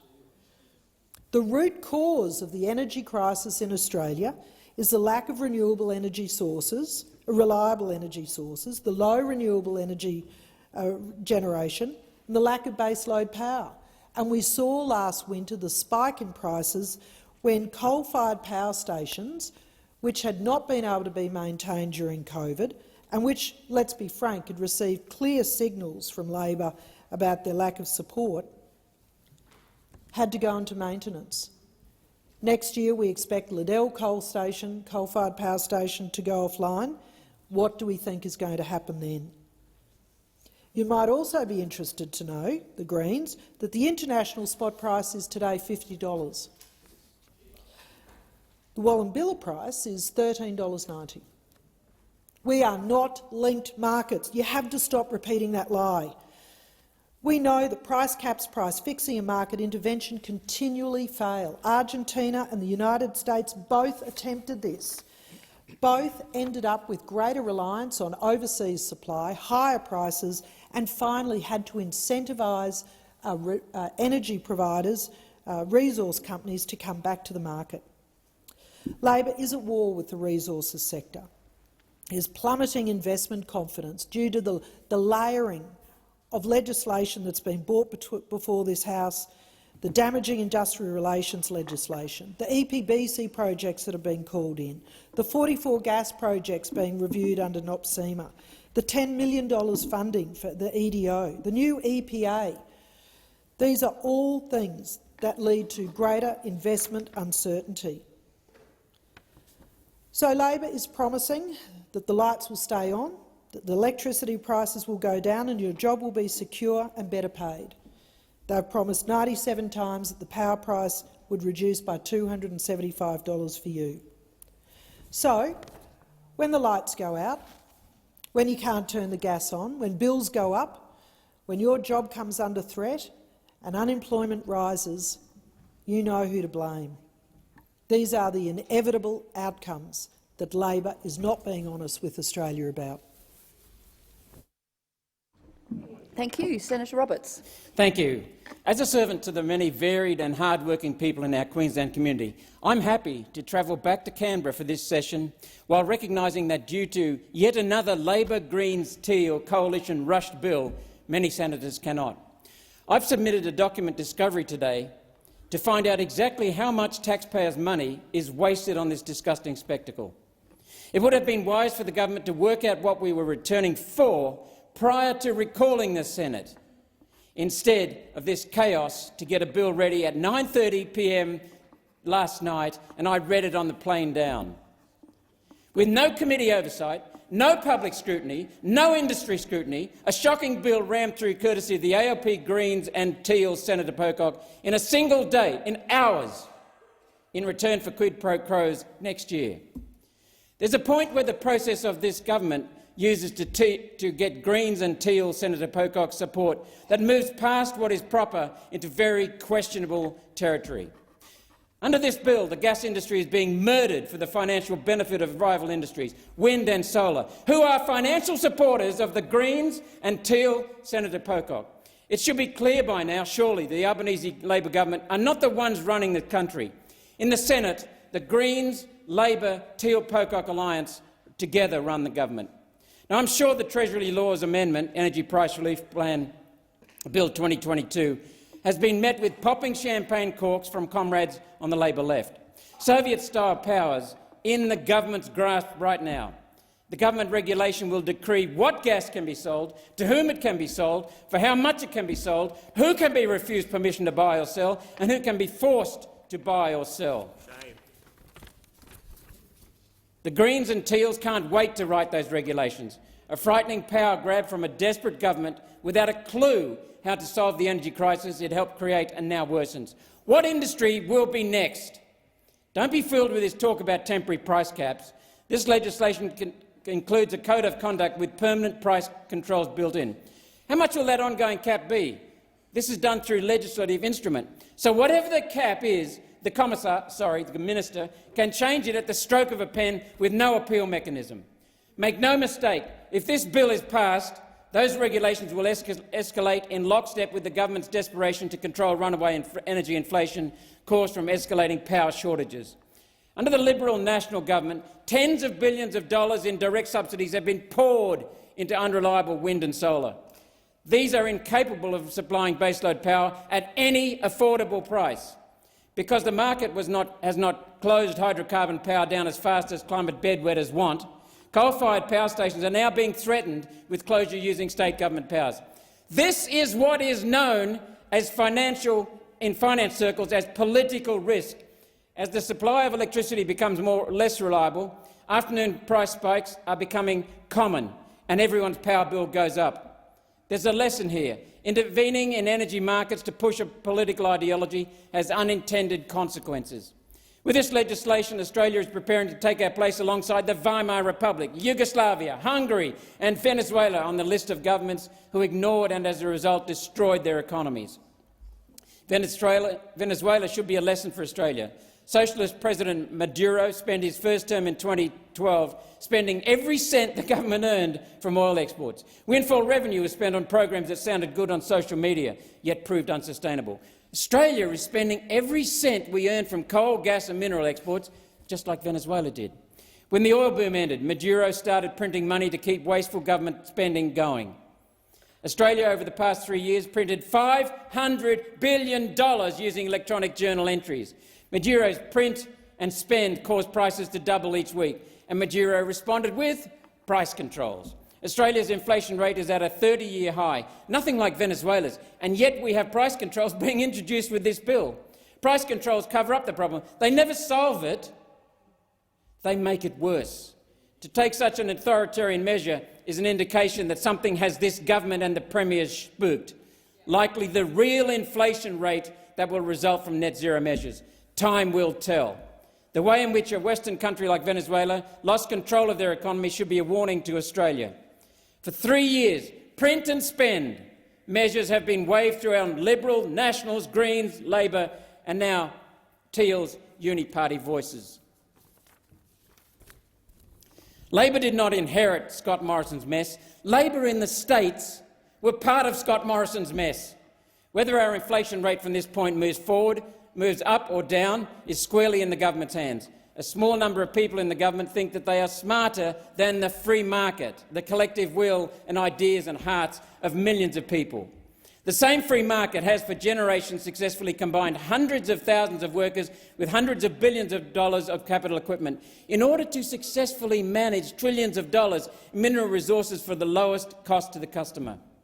Now, though, our federal and state Labor governments, together with the fake Christian, fake Conservative New South Wales government of Matt Keane and Dom Perrottet, think this piece of legislation will fix what they broke. Rubbish. So much hubris, combined with so little knowledge of history and economics, will be the downfall of our beautiful country. Venezuela, here we come. In 6 months, the Albanese government has steered Australia from welfare liberalism to socialism. Next port of call will be statism before Labor reach their ultimate destination, communism. And we go back to feudalism. I notice some commentators have been calling for the government to penalty tax the very high profits being experienced in the mineral industry in recent years. Instead of making money for taxpayers, the Prime Minister decided instead to just destroy those profits so that shareholders don't get them, the taxman doesn't get them, nobody gets them, and the Australians and the taxpayers are paying $1.5 billion a year in borrowed subsidies from our debt-financed budget. $1.5 billion over 2 years is only 1% of the household and small business electricity market. This measure is more public relations than realistic assistance. One Nation will not be wedged on this payment. Borrowing money from Australians to give back to Australians is a pointless exercise. It literally transfers money from children to their parents, and responsible parents do not fall for this rubbish. It is a sugar hit that takes attention away from why electricity prices are so high.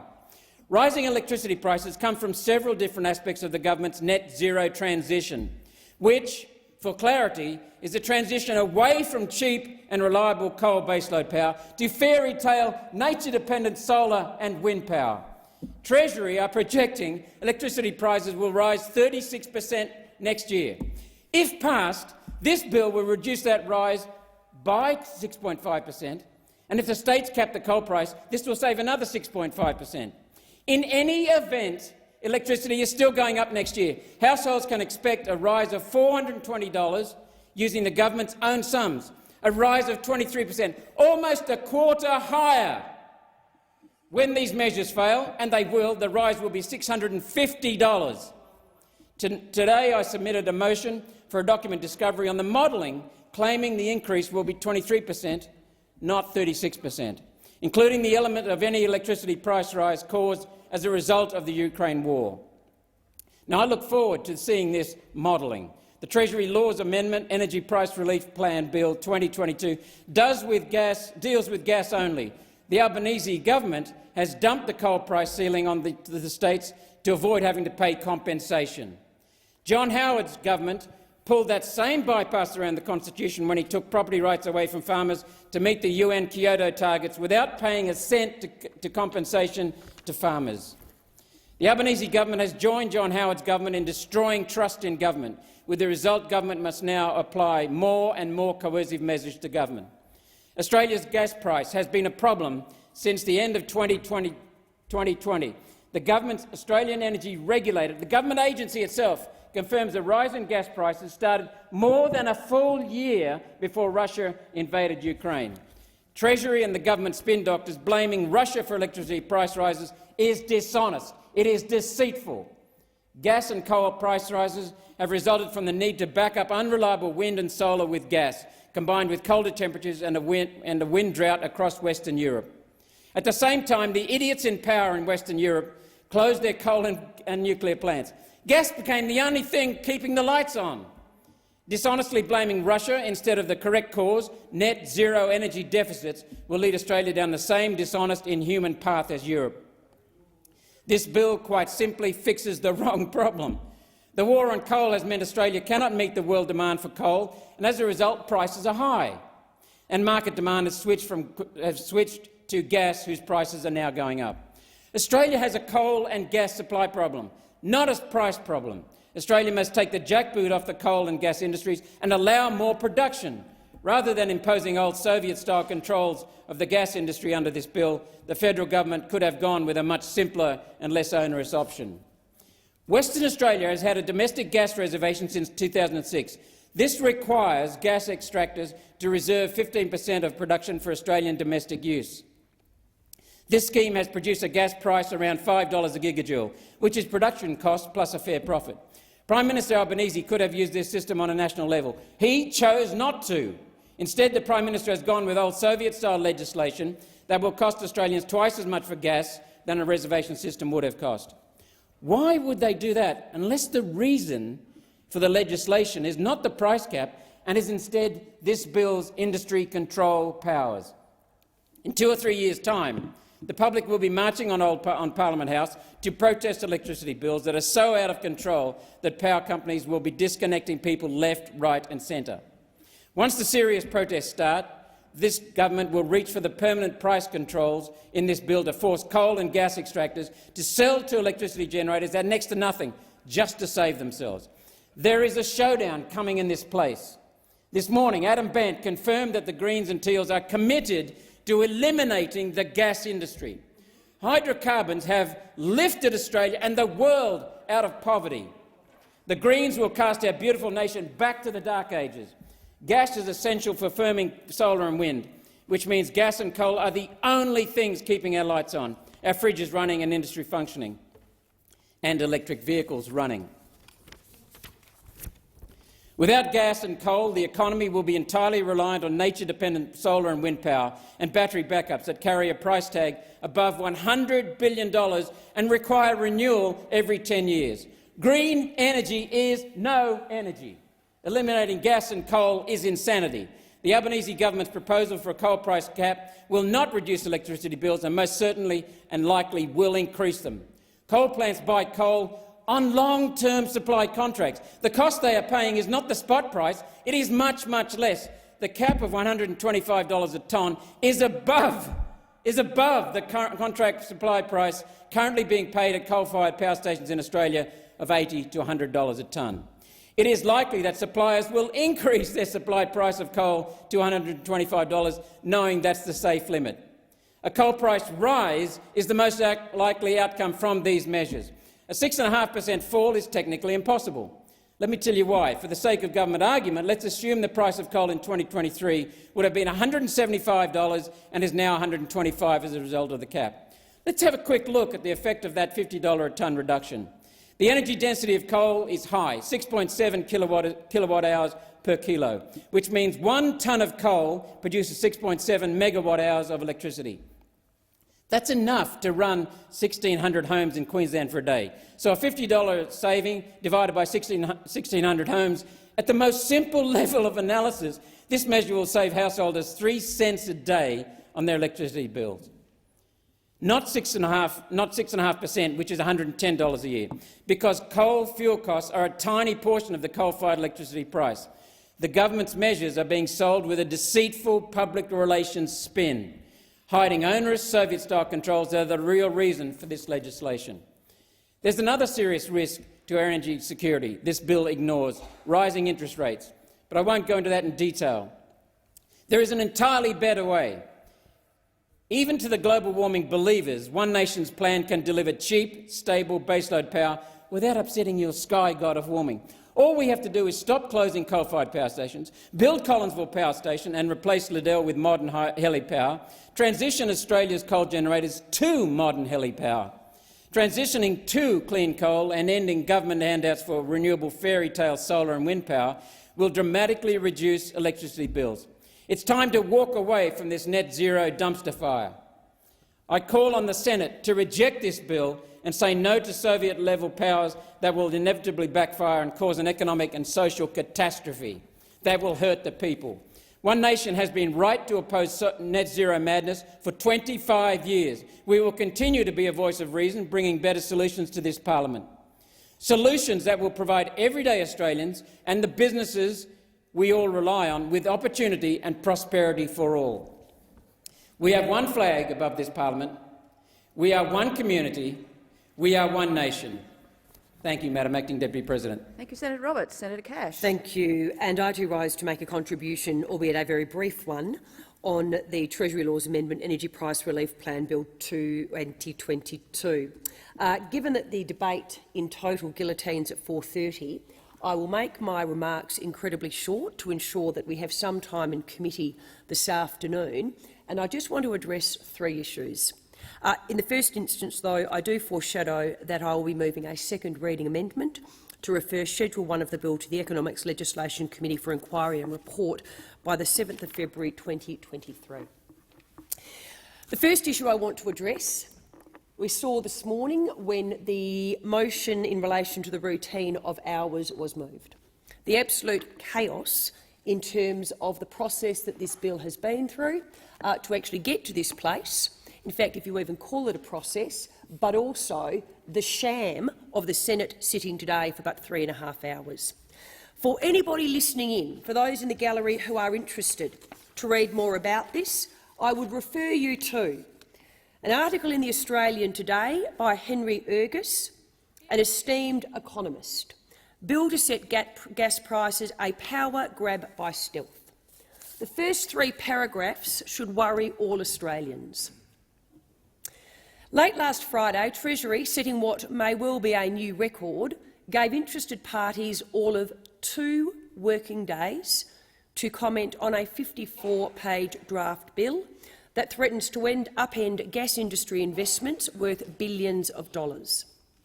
Compounding the disregard for good policy process, there was no sign of a regulation impact statement, insert shame, quite frankly, there from myself, assessing the proposed legislation's consequences, or even of a ministerial exemption from the statutory requirement for a RIS to be issued. But if any legislation merits serious scrutiny, rather than rush through Parliament, it is this one, whose effects will weigh on Australia's economy for decades to come. To anybody listening in, Henry Ergus in The Australian today. It is an absolute disgrace that we have left now just over 1.5 hours to interrogate this bill. The second issue I would like to address is in relation to the test. The test for the Albanese government is a very simple one in relation to this legislation. Will Australians' bills in the coming months and years go up or down? Because they have promised one thing and one thing alone: energy bill relief. So that is the test. There is no other test. The next time, as Senator Duniam so eloquently said, you open your energy bill, has Labor passed the test? Now, the bad news is this, and again, because we don't have a lot of time to scrutinise the bill, we won't be able to explore this in details. Despite the cost savings in this bill, and we support the cost savings, the bill itself will leave consumers worse off. Buried in the announcement of the bill is that energy prices are now forecast by the government to increase by an extra 6% in the 2023-2024 years than they were at the time of the budget. They're going higher, in other words. In the budget, the forecast was 30%. Treasury officials have confirmed that this is a revised forecast informed by the Australian Energy Regulator. What does that actually mean? In plain English, this is what it means: your bill is still going up.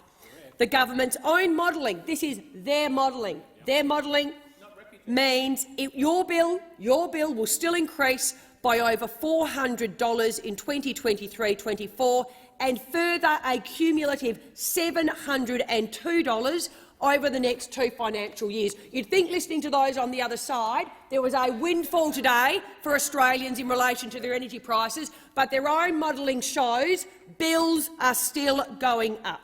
The third issue I'd like to briefly address. Senator Gallagher in her speech said, "You've consulted with industry." Well, the bad news is this.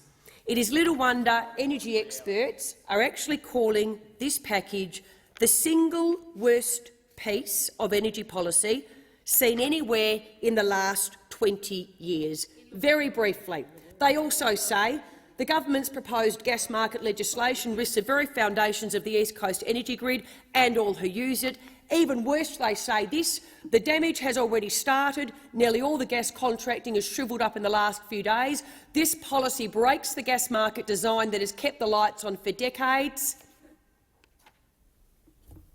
And they tell you it's going to work. I'd listen to the experts if it was me, the experts who are in this industry and who know the effect of this type of government intervention. Again, I said I would keep my comments brief. I end with this. Yet again, the test for the Albanese Labor government is a simple test in relation to this legislation. Will Australians' bills in the coming months and years, because this is not a one-off, will Australians' bills in the coming months and years go up or down? That is the test. There is no other test. Thank you, Senator Cash. Senator McKim. Well, thanks very much, Acting Deputy President. Well, there's a pattern emerging as economic inequality explodes, as the cost of living climbs, as the climate breaks down around us and as our ecosystems crumble underneath us. We saw it when the pandemic hit, and we are seeing it here today. Whenever the failures of laissez-faire capitalism become conspicuous, socialism starts to look pretty good, even to politicians who dare not speak its name. And here we find ourselves today.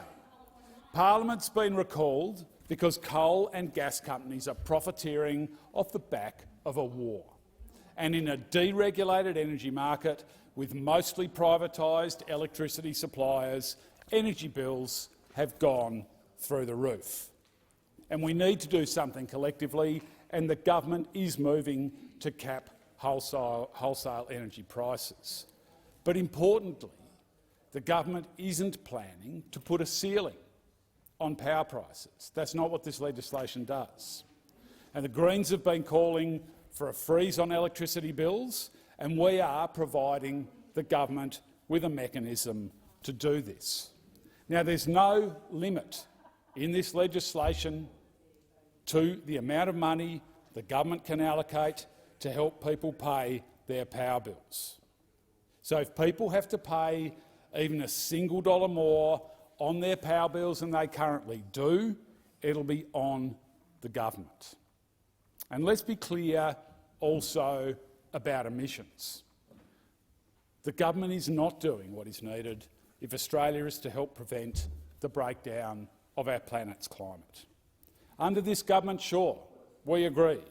We're not going off the cliff as fast as we were under the previous government, but make no mistake, we are still going off the cliff. Because instead of taxing the coal and gas companies' super profits, and that is actually what the government should be doing, taxing these wartime super profits and using that revenue to provide genuine cost of living relief, including by freezing people's power bills, the government is planning to give the coal companies even more public money. This is the upside-down world of climate and energy policy in Australia. The coal companies make record profits, electricity prices go berserk, the government then turns around and gives more money to coal companies to guarantee their mega profits. Now, these subsidies, importantly, do not form part of this legislation. And I want to be clear, the Greens do not, never have and never will support public money going to the big fossil fuel miners, producers and generators, and we will fight, as we always have, to prevent them from happening. What's also shameful and a massive missed opportunity is the government has yet again passed up the opportunity to fix the utterly broken petroleum resource rent tax. Despite reaping mega profits on the back of a global boom, many global gas giants are forecasting they will not pay a single cent in the PRRT. This is what you get when fossil fuel companies take over the nation's parliament. Money talks, and their millions of dollars in donations to the major parties talk very loudly. Make no mistake, the resources industry calls the tune in this place. So yes, we will be supporting this legislation, but we want to be very clear that even when it passes, there will be a long, long way to go to provide the cost of living relief that people who need it the most genuinely need. We have a long, long way to go before Australia is playing the global leadership role we have to play in addressing the breakdown of our climate, and we have a long, long way to go before we have a parliament that is free from the stranglehold of the resources industry. I do have some questions for the Minister. I hope she's able to respond to these questions either in her second reading or in the committee stages, but I'll just place them on the record now. Firstly, will the reduction in the wholesale power price mean that some renewable energy producers' revenue will be lower than it otherwise would have been, and has any modelling been done on the quantum of any such reduction? What is the estimated cost to the Commonwealth of the planned subsidy to coal mine operators and coal-fired electricity producers? Are there any limits on the rate per tonne of this subsidy or on the total amount of the subsidy? And will the Commonwealth fund this subsidy or these subsidies out of an existing appropriation, or will it require a supplementary appropriation? And finally, in the interests of moving along, Acting Deputy President, I do move the second reading amendment on sheet 1792 that has been circulated in my name, which calls on this Senate to reject all new fossil fuel subsidies. Thank you, Senator McKim. Senator Austin. Thank you very much, Madam Acting Deputy President. Well, this is just another con by the Labor Party. Today, the Labor Party, with their stablemates, the Greens, are intending to legislate a lie. This bill will not see power prices going down. We know that power prices are only going to go up. Those opposite know that power prices are going up, but they're still prepared to mislead Australians. I mean, the opposition has always said we would not stand in the way of constructive, sensible cost of living relief to Australians, but this bill does not deliver that.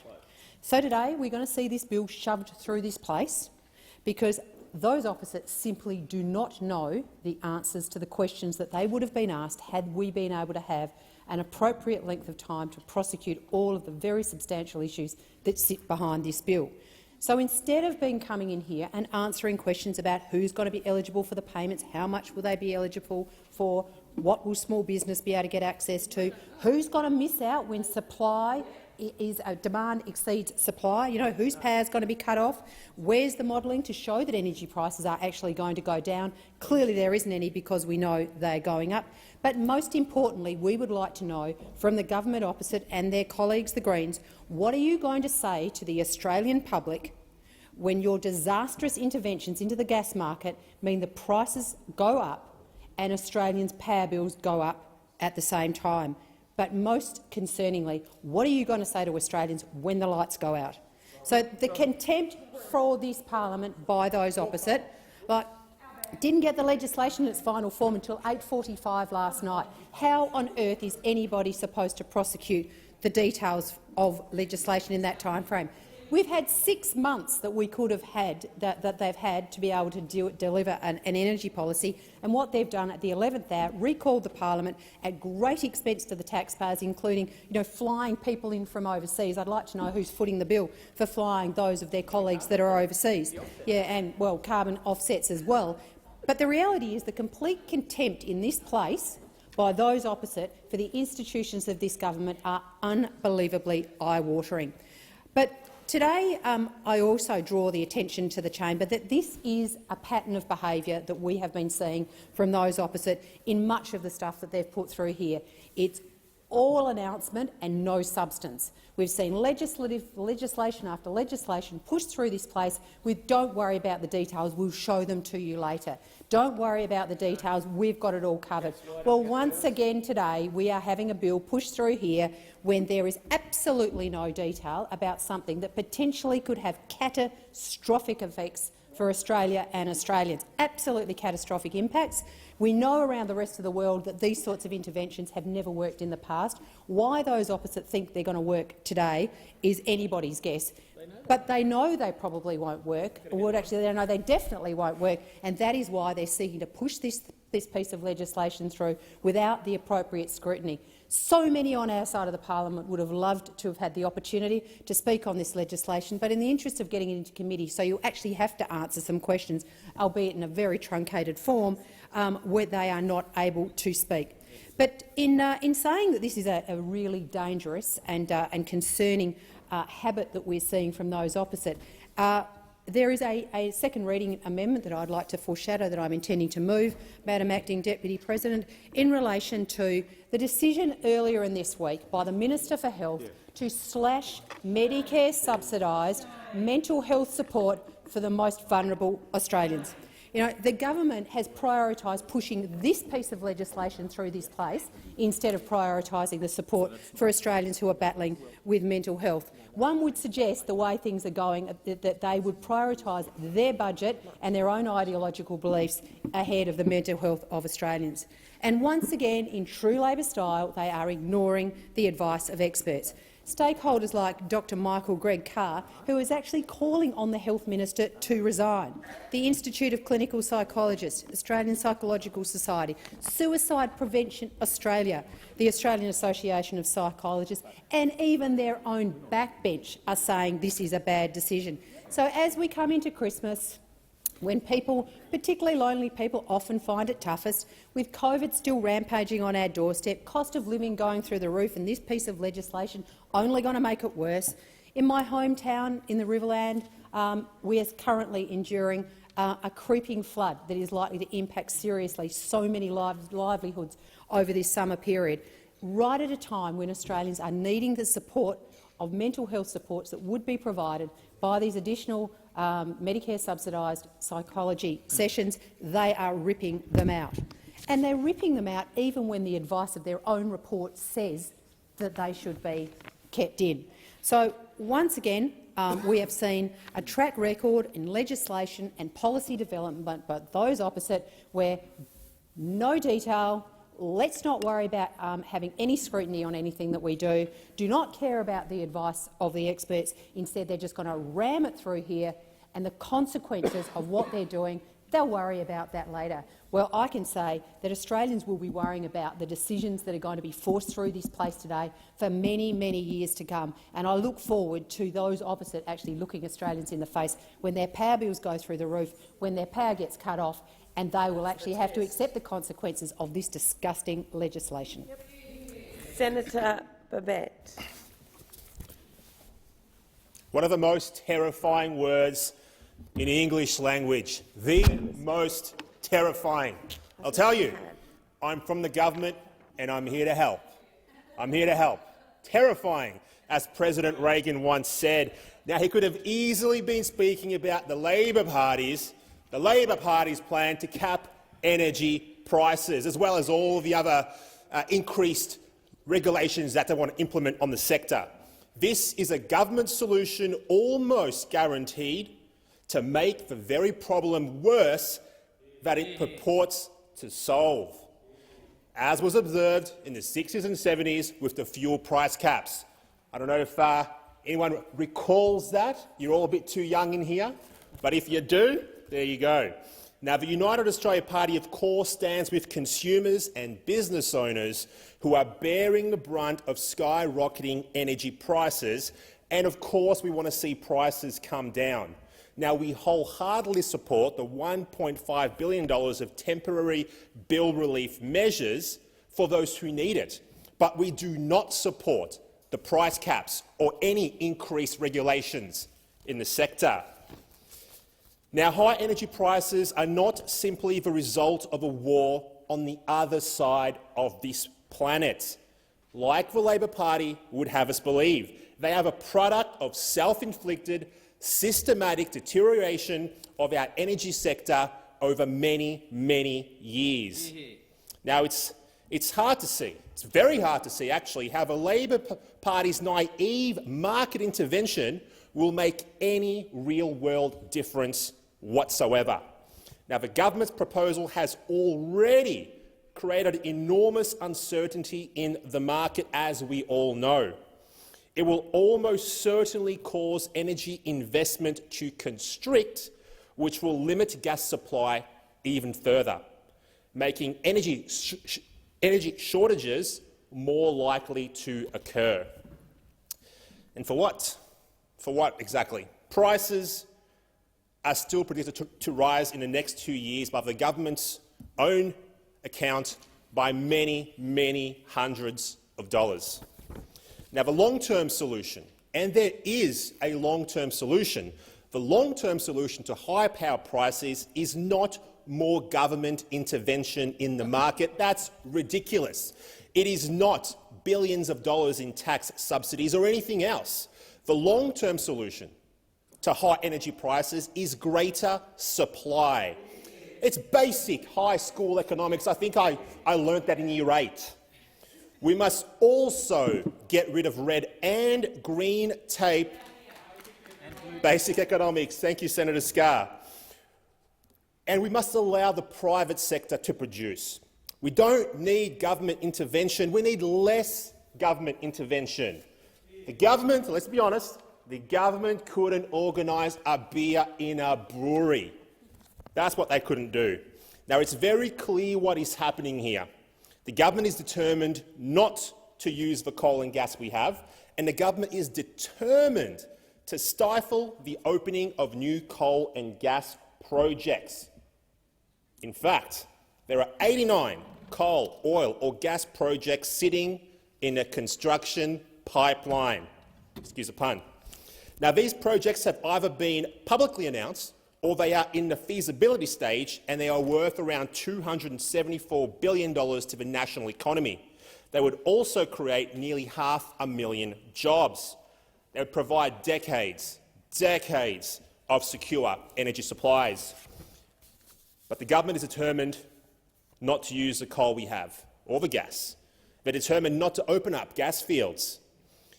And if that's their plan, if that's their vision, then the only way to lower energy prices in the long term, is to add nuclear power to the mix.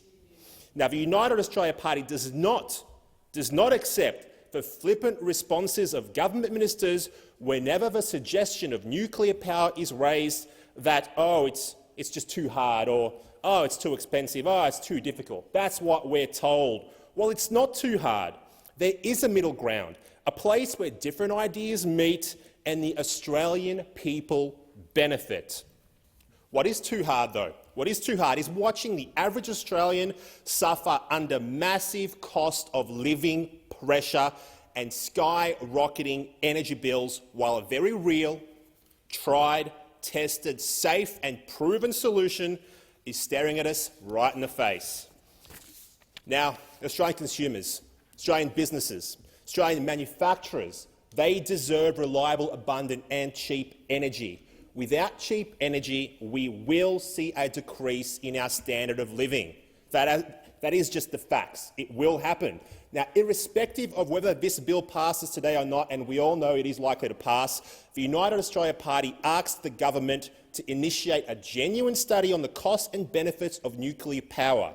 It should analyse emissions, cost to users, cost to government. Now, the Labor Party's 12-month price cap mechanism is a short-term cure that may well be worse than the disease. We need a permanent solution to keep prices down. Now, the UAP took to the election a nuclear policy because we're committed to the long-term future of our country.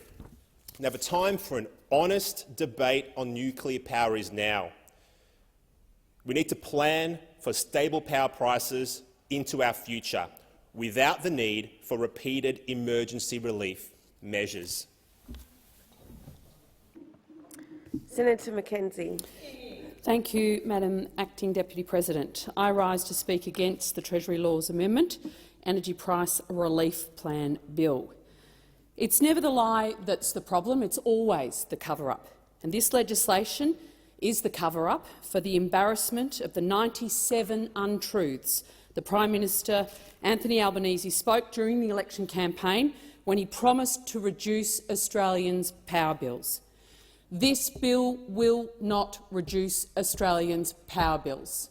Not before Christmas, not next year, not the year after that. It's not an ideologue saying that, it is just a fact. But this bill has much greater significance for our nation than a political stitch-up to hide the litany of lies to the Australian people. History and economics tells us that controlling prices doesn't work. Sounds good, it actually doesn't work. The most notable in recent times was the attempt to set a floor price for wool in the 80s. When the floor price failed and was abandoned, the Australian industry was left with a stockpile of between 4 and 6 billion bales of wool and a debt of $2.7 billion, back in the days where $2.7 billion was a lot of money. But history is littered with examples. In the latter part of the Roman Empire, when, according to the Edict of Diocletian, a study of price fixing in the Roman Empire, the price cap on gold contributed to massive currency devaluation and inflation and a collapse in the economy. In the 1970s, when President Nixon announced price controls on gasoline, that resulted in a sustained national shortage and rationing. Economic history tells us that price controls dampen investment and growth, create unintended distortions, worsen poverty outcomes and cause countries to incur heavy fiscal burdens. And wiser heads in this country, the experts that have already been mentioned, are waking up to this. News Limited commentator Terry McCrann says the cap on coal and gas shows zero understanding of how the electricity market actually works and even less understanding of reality. And I quote, "Nowhere in this multi-billion package is there the slightest effort to increase supply. And worse, so mind-bogglingly worse, the package is actually designated to encourage less supply, while at the same time aiming to boost demand." Now, whether you're talking eggs, milk or electricity, decreasing supply whilst increasing demand will increase price. The Australian's Henry Ergas says the legislation gives the government unfettered discretion to set any gas price it chooses. And the AFR today, favourite headline of the week, Labor's true spots are now on show. While Anthony Albanese tried to present a pro-business face to the Australian people before the federal elections, 8 months after coming to office, Labor's true spots are now on show. First, there was the retro industry-wide patent bargaining workplace shake-up. Now they're trying to ram through the electricity bill. Labor is reverting to its worst anti-business, pro-regulation, big government instincts. Hardly the mantle of hawk that the Prime Minister tried to tell us he was after. A lot more like Whitlam's. Thank you, Senator Canavan. You saw that one coming. But first of all, this bill gives the Labor government unprecedented, unchecked and dangerous powers to interfere and intervene in energy markets, long beyond the 12 months nominated by this bill. That means that when it doesn't work, because it won't, Labor will double down and intervene even further. Wait for it. That is what is going to happen. And this will further damage and smash our international reputation as a suitable and safe place to invest due to the stability and predictability of the laws of commerce that this country is supposed to run by. Instead, contracts will be torn up, agreements reneged on and confidence in government shattered. Secondly, this bill is a repudiation of our entire economic system. And after hearing Senator McKim's contribution, we know why. Because you know what? He reckons socialism's all right. He reckons socialism's all right. Said here. So the Labor Party, the left wing of the Labor Party, is in charge of this government. teaming up with the Socialists from the Greens, and we have a bill before us that is going to wreak havoc and is a complete repudiation of our economic system, a repudiation of free market policies, the laws of physics, how you generate electricity and how you distribute it, the rule of law and the laws of economics. Following the fall of communism, and that is a political system that actually does reject all of those things, has resulted in an expansion of wealth around the world. You don't like to hear it, but the very economic model you deride and seek to dismantle is the very economic model that has lifted millions of people around the world out of poverty. It has made sure that my kids had a much better economic life than I did and like my parents before me. For decades, we've seen our whole communities lifted out of poverty and our living standard increased. And it's doubly concerning that you hear, their other mates, the ACTU, can't wait to dismantle the Productivity Commission, I read today. Why? Why? I see you laughing, Senator Cash. I know it's shocking. Because the Productivity Commission adopts failed models of economics. Failed models of economics. The very models of economics that means Australians are wealthier now than they have ever been. That is just a fact. Having negotiated a mandatory code on prices as a minister in the dairy industry, I can tell you the number one thing you don't try and do is do it without consulting industry, because what's good for the Queensland dairy industry may not be great for the Victorian dairy industry, who's more export-focused. So if you're going to get a mandatory code of conduct right, consult industry. Guess what? Pretty hard to do. Pretty hard to do when you only finished drafting the legislation last night. Only got it off to the opposition by 8:47 last night, and today you have absolutely showed your disrespect for any scrutiny of that legislation and its unintended consequences. So instead of negotiating with industry, this Labor government has done a deal entirely with its mates, the Greens and Senator Pocock, socialists one and all, who I'm advised didn't even see the legislation. They were so desperate to do the deal. Bant couldn't wait to sign up. So you're going to have Bowen and Bant rocking up at your door, spanners in hand. Let me take out your cooktop. Let me take out your cooktop and your gas barbecue. There goes the barbecue. If you've got a gas bottle in the shed because you like to go camping on the weekends, they're going to take that away as well. They could not wait. So desperate were they to cinch a deal and be relevant. But Labor never learns, always returning to the big government interventionist Whitlam model. Just how similar this situation is to the Whitlam government attempt in 1973 to change our constitution to give the Commonwealth powers over price and income. They went to the referendum. Guess what the Australian people said? You know what, boss? No thanks. Lowest yes vote in history, and failed in each and every state. When you bothered to go and ask Australians, do you want government fixing prices of everything? No thanks, said Australians. But you haven't done that, and you haven't given the chance for the people's representatives to actually scrutinise it. Henry Ergas warns today the bill will get us to where Whitlam wanted us by stealth. I'd like to quote from the late, great Doug Anthony on the 16th of May 1973, responding to the Whitlam government's Price Justification Act that forced large businesses to justify their price and price rises, and I quote, "It is economic madness for the government to attempt to remove the legal obstacles to industrial anarchy while at the same time calling for price restraint.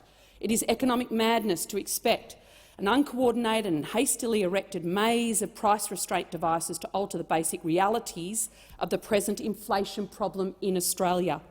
Doug Anthony could have been talking about the Albanese Labor government in 2022, with its industrial legislation opening the door to greater industrial disputation and now draconian controls on energy producers. He promised to be Hawke, but he's actually going to be Whitlam. And I just want to finally again quote Ergas, this much, however, is certain. The psalmist's warning, "Put not your trust in princes," remains every bit as relevant today as when the electorate knocked back Whitlam's grab for power. If Parliament understood that, Australia would be a better, safer and more prosperous place. This is simply nothing more than institutional gaslighting by the Albanese government, manipulating the people to question rational, reasonable laws of economics and physics. It needs to be. If history is any teacher, this will be catastrophic for our country, and shame on the Australian Labor Party, the Socialist Greens and David Pocock for doing this. Senator Cox. Thank you, Acting Deputy President. I rise to contribute to this bill as the Greens spokesperson for resources. Whilst the Greens are supporting this bill, we do so knowing that it can be better, and having a secured and a very important package to help households and businesses transition away from dirty gas, because what we know is gas is as dirty as coal and needs to stay in the ground. And I'm glad that Senator McKenzie mentioned gaslighting, because that's what the Australian public have been listening to for the last decade, is this gaslighting relationship around how great it is, how great it should be drilled and taken out of the ground. So this bill will provide some relief, yes, but what it won't actually do is bring down the prices in a meaningful way, because it doesn't address the core issue, and that is not supply, and that's the gaslighting that the opposition would like us have to believe. The core issue is actually a lack of concrete and a funded plan to transition away from dirty and expensive gas to clean, green, renewable energy, which is actually the cheapest form of energy in Australia.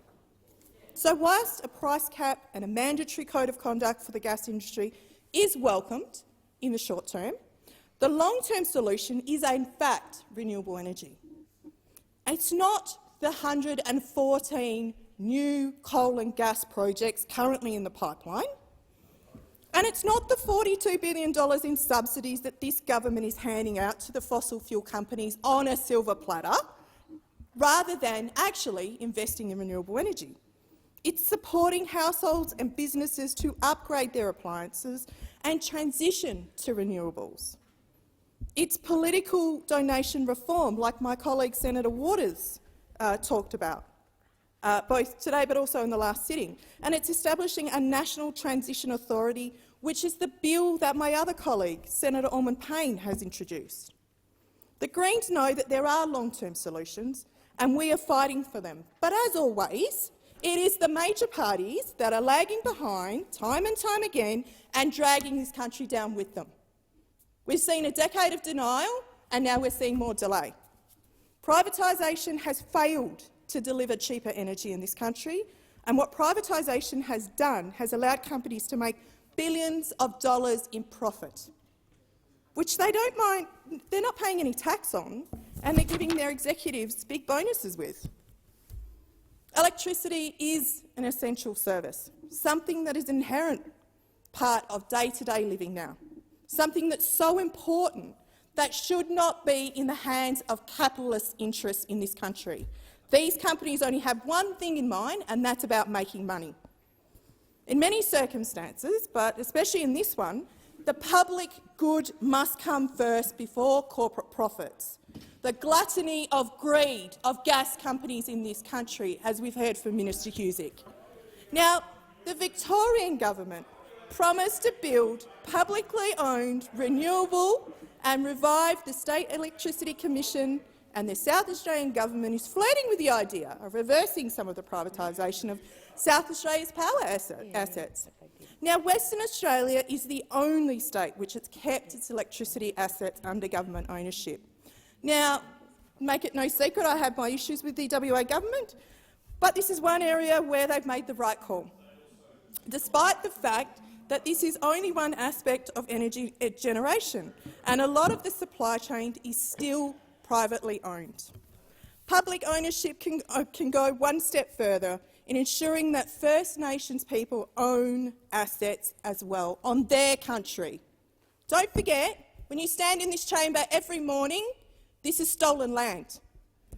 Here in the parliament, wherever you go in this country, this land was stolen, and that's the truth.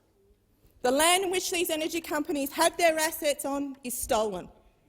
The resources that they dig up and drill for is stolen.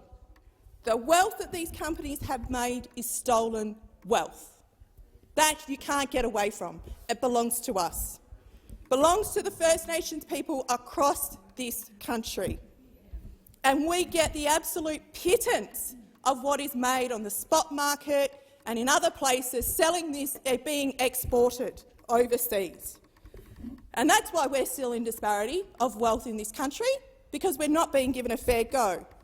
And as we transition away from dirty fossil fuels, not only do mining communities that the Nats love to talk about, they need to be supported through a National Transition Authority.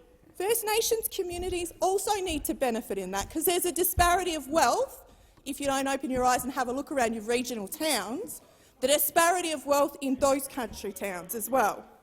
Federal and state and territory governments have to commit at having First Nations-owned renewable assets. This is a key to respecting our sovereignty in this country. Giant fossil fuel companies have been getting off light with their behaviour across the supply chain.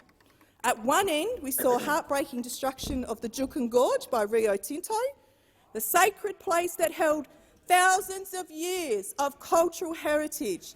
And frankly, it's an embarrassing lack of consultation by Santos in the recently upheld Tiwi Islands case of the Barossa gas field. Recently, the government handed down its response to the Juukan inquiry, and we look forward to working with the government in implementing these recommendations. On the other end, we see companies making record-breaking profits. They have significant power imbalances when they enter into our communities, and they have price hikes that are not controlled. Whilst this code of conduct mainly applies to the wholesale market, at the end of the supply chain, it will also have implications for domestic production at the start of the supply chain. And the determination of Barossa is integral in part of this yarn and part of this story. And it's something that I promise you I will keep talking about free, prior and informed consent from gas companies in this chamber. And it was something that I will keep talking about in relation to the approval of environmental plans and the destruction of cultural heritage. It's all part of that. It's all part of balancing the ledger, Senator Scarr. So we understand and indeed hope that this code of conduct will be wide-reaching in reining in some of these giant, tax-dodging, greedy corporations. But ultimately, we over here at the Australian Greens know that the true solution is to stop propping up this industry and transition away from dirty coal and gas. And the time to do this is today and now. Thank you.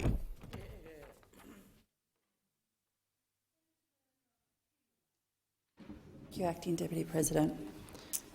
You know, if you were listening to the Liberals, this bill is about shutting down the gas industry. It's about turning down jobs, turning down investment. This bill is economic vandalism. If you were to listen to the Labor Party, this bill is about ushering in a new clean energy revolution. It's the start of a bright new day where everybody's bills are cheap, everyone's energy is clean and everyone's conscience is clear. In reality, it's neither of those. I'll support it all the same because it's going to make it possible for people to feel less pain when they come to pay their bills. I say it makes it possible because it can't be guaranteed, because this piece of legislation does not guarantee anything. It's half done. How will people get their bills subsidised? That's still to be determined. Which small businesses will get help on their bills? That's still to be determined. What's the definition of small business? That's still to be determined as well. How much money is every eligible household going to receive? To be determined. Most of this bill isn't actually even a bill. It's just a shell, designed to be filled in later when we've got more information. What is in this bill is pretty slim. There's a $1.5 billion compensation fund from the Commonwealth which will go to subsidies for people's bills if they're on a payment like family tax benefit, job seeker or the DSP. But people are on payments, not households. and people in households don't have individual bills. You don't get billed separately if you've got the one connection. So what happens if one person in the house is on a pension and the rest of the household aren't? If the bill isn't in the name of the pensioner, but they help pay the bills, do they get help? To be determined. Everything here is to be determined. What's strange about it is that the one bit that the government is fixed on is the amount of compensation they're prepared to put on the table to help households. That's $1.5 billion, matched by each of the states and territories. Not $1.6 billion or $1.4 billion, it's $1.5 billion. That's the right amount, apparently. $1 more would be irresponsible. $1 less would be cruel. We're never told why this amount is right, how the Commonwealth landed on this figure. Is it sufficient? Is there anything that suggests it meets the scale of the problem we're facing? Because if there is, we aren't being shown it. And while that amount is capped, it's not the only compensation that the Commonwealth be on the hook to pay because of this bill. Coal-fired power stations don't look like they're going to be compensated too. The cap on prices means that they're not allowed to pass on costs more than $125 per tonne of coal they burn. Some of them are paying more than that for the coal. Anyone paying more for their ingredients than what they're selling their product for won't be in business very long. So it's reasonable that there's compensation. I don't mind that. It's the only way to guarantee that these generators are going to keep generating, which is what we're really needing them to do. But what I don't understand is why nobody can tell us how much compensation they're going to be paid. I'm not against them being paid, but I don't like being asked to vote for something where the price tag comes once you agree to buy it. It's a subsidy, no matter what the Greens or the Labor Party say. It's a subsidy going to fossil fuel generators. This bill doesn't write the cheque. What it does is it makes the promise that the cheque is in the mail. So why can't we know how much we're going to be on the hook for? These coal generators are on long-term contracts. The government knows what they're on. They know how much they're generating. Why isn't the coal compensation going to be capped, like the compensation to households and small businesses? Why is there a cap on one and not the other? Nobody can tell us. Why are we being kept in the dark? This isn't the only thing we're in the dark about either. In fact, we didn't see the bill until today. We were asked to come to Canberra, with no notice, to vote on a bill with no text. There are all reasons why this bill is pretty ordinary and why this process is pretty sloppy. And yet Senator Lambie and I support it, because we know the price that we will be paid if we do nothing, and we know who will pay it. Earlier this week I went to Murray Bridge in South Australia with some of my fellow senators. We were there for the Community Affairs Reference Committee inquiry into poverty in Australia. We heard firsthand from people living in poverty right now. We heard from those organisations that are helping them. Foodbank SA told us that in Murray Bridge there was a 21% increase in people walking through the door in the last year. We also heard that rents went up by a couple of $100s in the last year. People's wages aren't going up by the same amount, so people are having to cut back.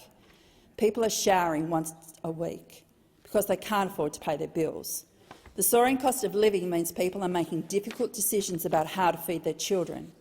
People are making decisions about which meals they themselves will be skipping, and they're living in their cars. They're not filling scripts for life-saving medication. Some can't even afford Panadol. We've heard stories like this for months now. People are struggling now. They have bills they can't afford now. I think about them and I think about what a 30% increase in their bills next year means for them. I think about what they're supposed to cut to pay for that. I honestly do not know what we expect them to go without. What can they spare to lose? What do they have that we think is too much? Murray Bridge is not unique. Poverty doesn't exist in a little bubble an hour's drive from Adelaide. People across Australia are finding it harder and harder to make ends meet. We know the bills have flaws. It's incomplete. It's been rushed. It's not an ideal situation we are in right now. But at the end of the day, Senator Lambie and I won't stand in the way of making life just that little bit easier for people who are doing it really tough right now. What I know is that if you are struggling, every little bit counts. This bill isn't going to give enough relief from the rise in energy costs, but it's something. We can't let the perfect be the enemy of the good, and that's why I'm supporting this bill. Thank you, Senator Tyrrell. Senator Faruqi. Thank you, Acting Deputy President. I rise to speak on the Treasury Laws Amendment Energy Price Relief Plan Bill 2022. The Greens recognise that cost of living relief is so desperately needed, and that's why we are supporting this bill. Unfortunately, though, despite the fuss and despite the dramatic resummoning of Parliament, under Labour's plan, energy bills will still keep rising, albeit a little bit less than they would have otherwise. The government's own numbers illustrate that their plan is an inadequate solution. Without the plan, Treasury had forecast electricity bills will rise next financial year by 36%. As a result of the legislation we are debating today, the increase next year will still be 23%, and a combined increase of 47% over the next 2 years. So, of course, this scheme, this plan, this legislation is not enough, and there is much, much more to do. This legislation did, though, present the government with a really good opportunity to freeze power bills, which at the moment they have missed. The government should really listen to the Greens and freeze power bills for 2 years, and we will keep pushing for this freeze so people can have much more meaningful cost of living relief. To provide further and more long-term cost of living relief and to move away from dirty and expensive gas, the Greens have secured a substantial package with the government that will help households and businesses to switch from gas to cleaner and cheaper energy. And as part of this package, the government will focus on low and middle income earners, renters and those in public housing. And this is definitely a win for households and also a win for the climate. And it is a big blow for greedy gas corporations. I want to be crystal clear that we will not support a single cent of so-called compensation for coal corporations. Coal and gas corporations should in fact be compensating us for the massive climate damage that they have done, which is cooking the planet, not the other way around. Governments should not be propping up coal and gas with public money. We should be ending it. Projects like the Pilliga-Narrabri gas project in New South Wales and the Beetaloo Basin project in the Northern Territory are climate crimes just waiting to happen. They must be scrapped.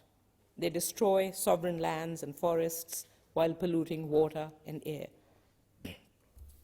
The Labour government really needs to show the leadership and courage that is needed to deliver the big, bold solutions that this energy price crisis demands. Because the reality is this. This isn't a short-term dilemma sparked by the war in Ukraine.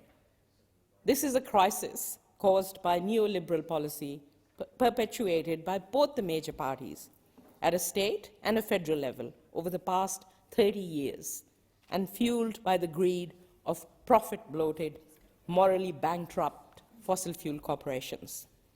Major parties take dirty donations, then give these corporations criminally cheap access to our publicly owned resources. Some of these corporations pay no royalties or tax, and then they get billions in subsidies handed to them in a platter. Meanwhile, these corporations, whose business model has been to fuel climate change denialism, purchase favourable government policy, and profit off climate catastrophe, have been raking in record profits. Research shows that the gas sector has accrued a staggering $26 billion in profit due to the Ukraine war-fueled price rises. That is absolutely disgraceful. What we need urgently is a windfall profit tax to rein these corporations in. This should not be controversial. Even the Conservative UK government has introduced a windfall tax to fund cost of living relief. So what's stopping our allegedly progressive Labour government Interjections are disorderly. Sorry, Senator Faruqi, can you just resume your seat for a minute? Senator Canavan. Senator Canavan, interruptions are disorderly. Please listen quietly. Thank you, Senator Faruqi. Thank you, Acting Deputy President. A windfall profit tax should not be controversial. Even the Conservative UK government has introduced a windfall tax to fund cost-of-living relief. So what's stopping our allegedly progressive Labour government from doing what Nobel Prize-winning economist Joseph Stiglitz has called a no-brainer? It is a no-brainer. This government, like the last one, is beholden to fossil fuel and energy companies. It should be the other way around. Privatization of our electricity and energy grid has been disastrous, not just for affordability, but for the pace of the clean energy transition. We must bring our resources and energy assets back into public hands. Essential services, whether they be education, health or energy, should never be run for profit, and private companies should never have the power to hold us to ransom like they have. Coal and gas corporations exist for one thing, for making profit from environmental exploitation and destruction. Their greed and appetite for resources is insatiable. They are killing the planet. So the solution isn't treating these corporations as good faith players who deserve compensation. The solution is recognizing that they have long ago forfeited their social license to exist at all. So yes, the Greens will leave no stone unturned to end coal and gas, so our planet and all who live on it actually can have a future.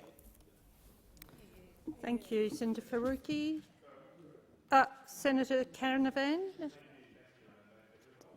But I just want to make a brief contribution on really the state of the chamber today, and it's been my observation today that the Labor Party has been very subdued today because, as the Prime Minister has said, he is stunned. He's stunned that we are here and fighting for the Australian people. He thought he'd come here with his tired and simplistic politics and just have the whole chamber roll over. Well, I've got a message to the Labor Party today. We're going to fight. We're going to fight for the Australian people. We're going to fight for Australian jobs that rely on our great resources industry. We're going to fight to make sure we maintain our reputation in this country as a country that can be relied upon, that you can come here and do business in this nation without having this kind of abuse of parliamentary process which shatters all certainty for businesses. So I understand the Labor Party's shock today that we would do this, that we would actually have the steel to stand behind our convictions, because perhaps over the past couple of decades, or ever since the Howard government, that hasn't happened here in Canberra enough. But this is a new opposition today in this chamber, and we will keep fighting for it. And as much as the Labor Party have escaped scrutiny today through this shocking gag, 3.5 hours of consideration to some of the most major changes to our economic policies in decades. As much as they'll be succeeding today, I've got a message. You're not going to succeed in the months ahead. We're going to have estimates now, even though you tried to get rid of those. We're going to have inquiries. We're going to follow you every step of the way, because from right now, every price rise is on your head. Every blackout is on your head. Every struggling family that is struggling to pay their bills is because of the mess you are creating here today, and we will not cease and rest until we get justice for the Australian people and make sure we restore our reputation as a country that can be relied upon for sensible economic policy making. Senator Gallagher. Thank you, and I thank the Senate for contributions. I will just respond to Senator Canavan. We have assisted the chamber by not having speakers from the government side to allow Senator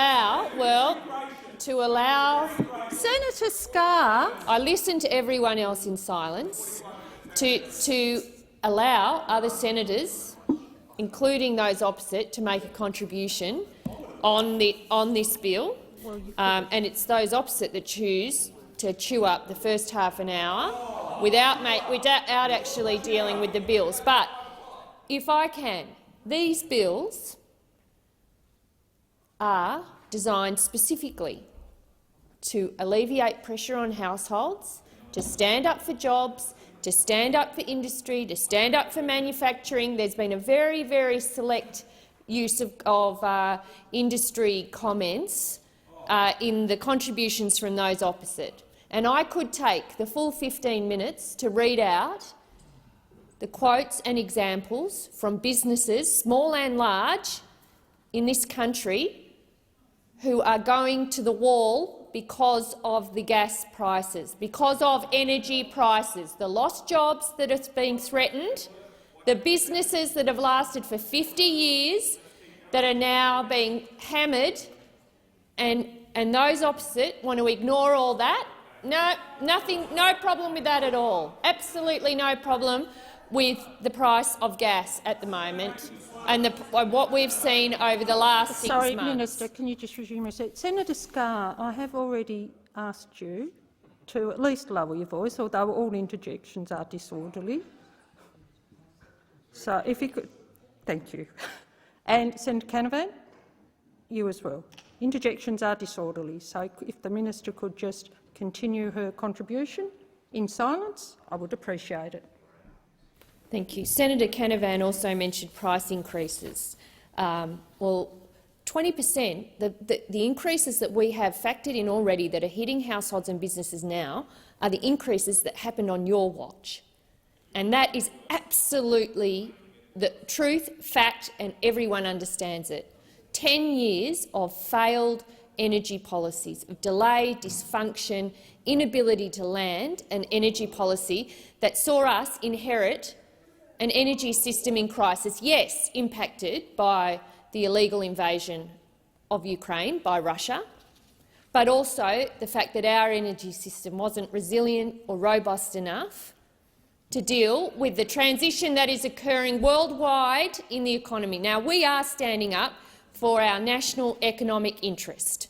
Absolutely. We understand that some of the companies are unhappy with the measures that are outlined in this bill, but they have different responsibilities to ours. We have a responsibility as a government to deal with the situation that has been unfolding over the last 6 months, to look at the impact on jobs, to look at the impact on small business, large business, our big manufacturers, and to look at the impacts on household, to look at what's happening with the states and territories and the pressures that they are under. That is our job.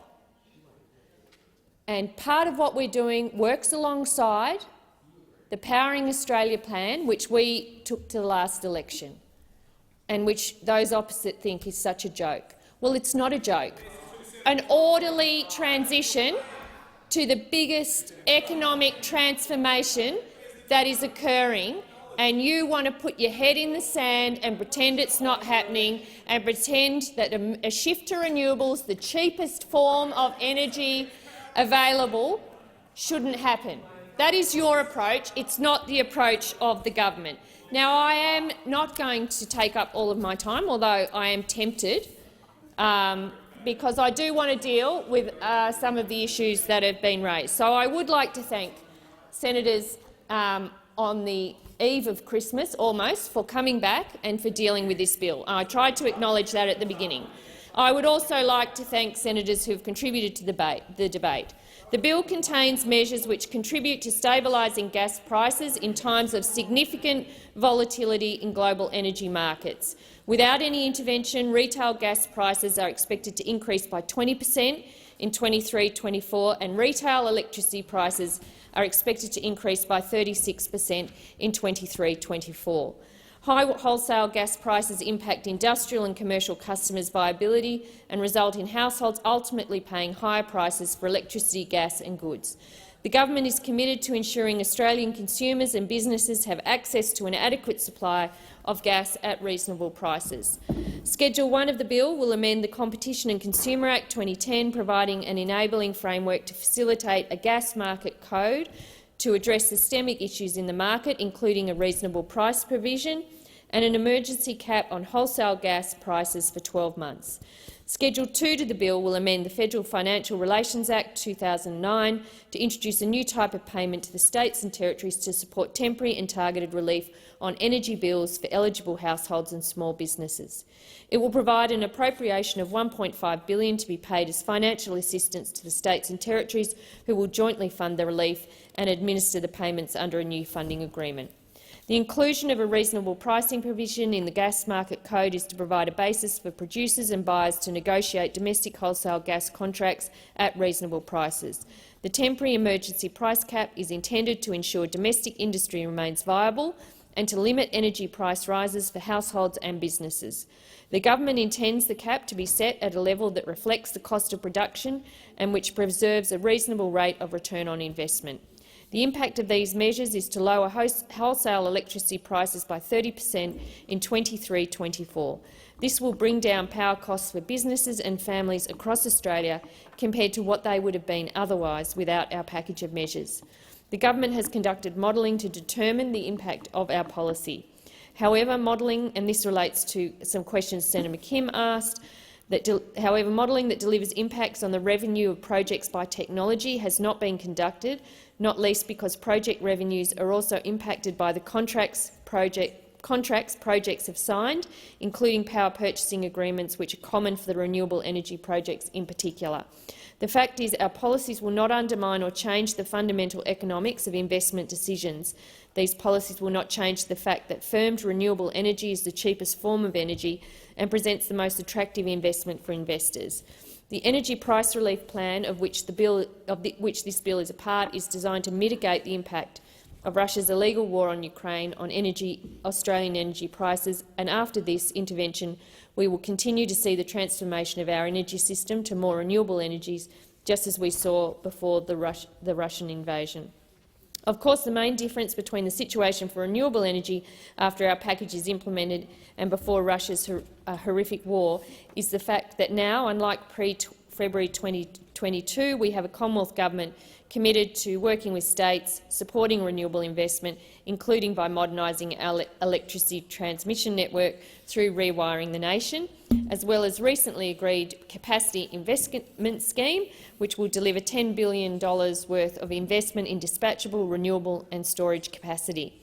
The agreement struck with states at National Cabinet will see the states leading on the implementation of coal price ceilings in their jurisdiction. In particular, this affects New South Wales and Queensland.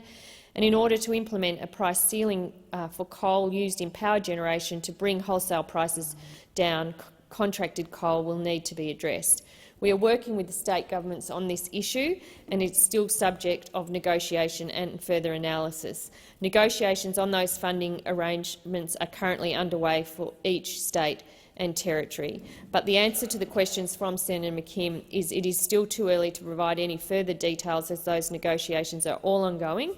But of course, if further appropriations or financial assistance is required, then the appropriations would have to be dealt with using standard processes, either in the budget or in a special appropriation. But none of those decisions have been taken at this point. The fact remains that the faster we can deliver on our renewable energy potential, the lower power prices will be, and the less we will be exposed to the volatility of coal and gas prices. That is the longer-term solution and the longer-term game plan, and there is no serious disagreement about that.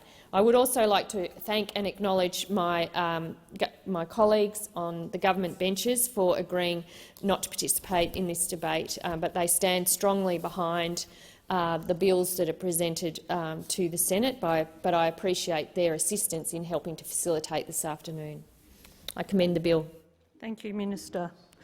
The question now is that the second reading amendment moved by Senator Duniam on sheet 1793 now be agreed to. Those of that opinion say aye. Those against say no. The noes have it. The noes have it. Senator Duniam. We're calling a division. If I can just have the opposition's position supporting that recorded. Thank you. I'll now move on to the Senator Waters. I understand you foreshadowed your amendment on sheet 1791. Would you like to move it now? Thank you, Acting Deputy President. I so move second reading amendment on 1791. The question now is that the second reading amendment moved by Senator Waters on sheet 1791 now be agreed to. Those of that opinion say aye. Aye. Those against say no. No. I think the ayes have it. The noes have it. The ayes have it. Division required. Ring the bells.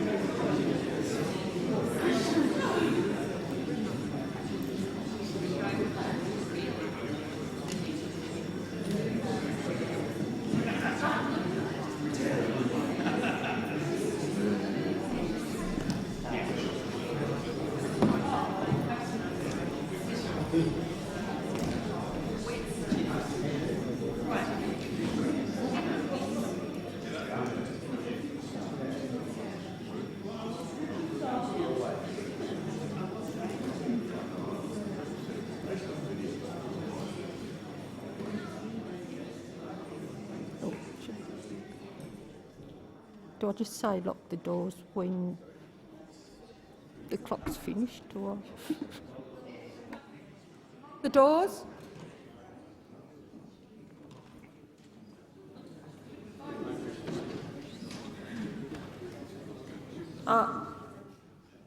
Just to reiterate for those that weren't in the room, we're voting on the amendment by Senator Waters on sheet 1791. I'll call Senator McKim for the ayes and Senator Scarr for the noes.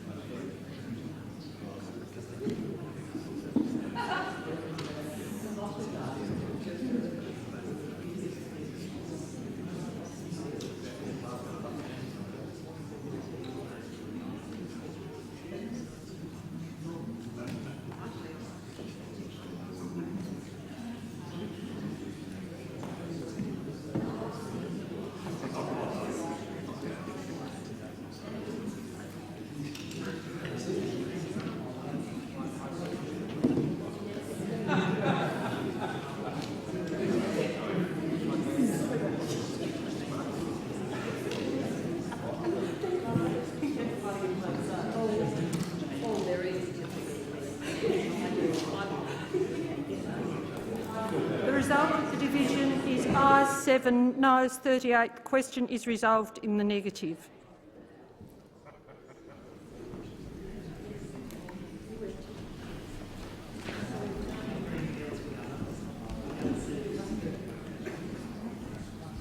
Senator Roberts. Acting Deputy President, I seek leave to have my name recorded as supporting Senator Dunningham's second reading amendment. That's so done, Senator Roberts.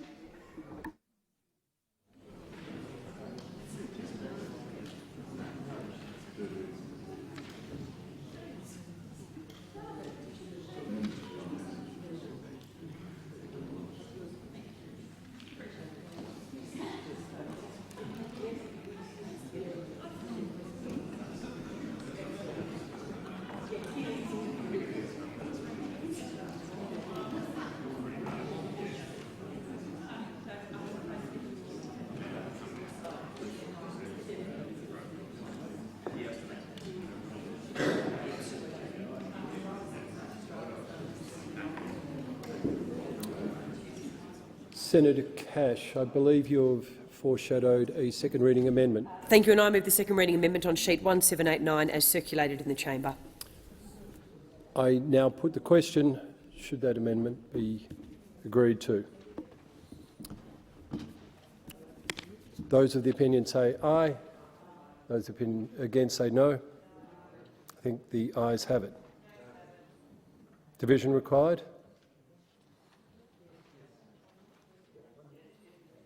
Yes. Division required. Okay. 1 minute bell. Right.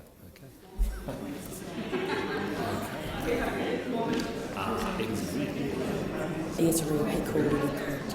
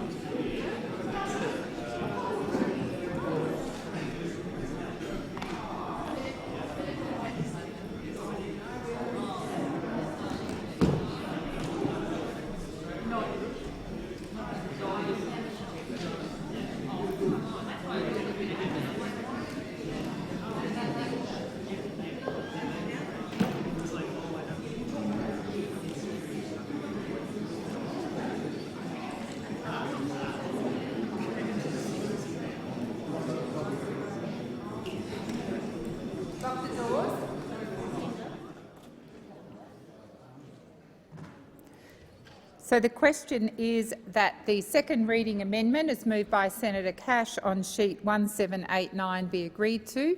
The ayes shall move to the right of the chair, the noes to the left. I appoint Senator Askew as teller for the ayes and Senator Urquhart as teller for the noes.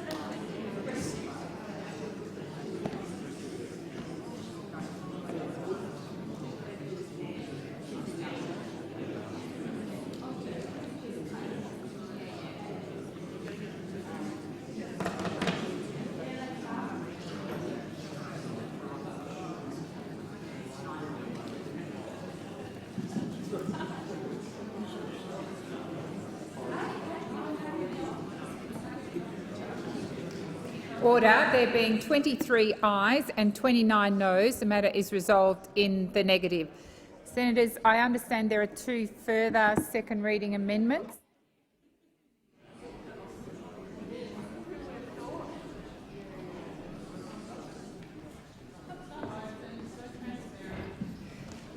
Senator Ruston.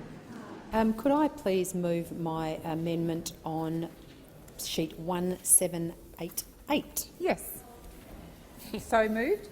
So the question is that the amendment, second reading amendment is moved by Senator Ruston on sheet 1788 be agreed to. Those of that opinion say aye. Aye. Against? I believe the ayes have it.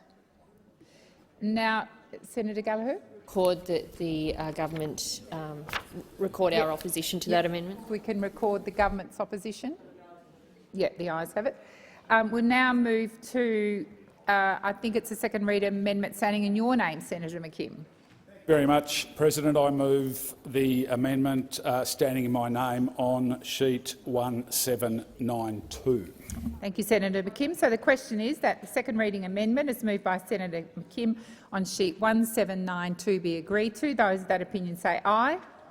Against? I believe the ayes have it. Division required. Ring the bells for 1 minute.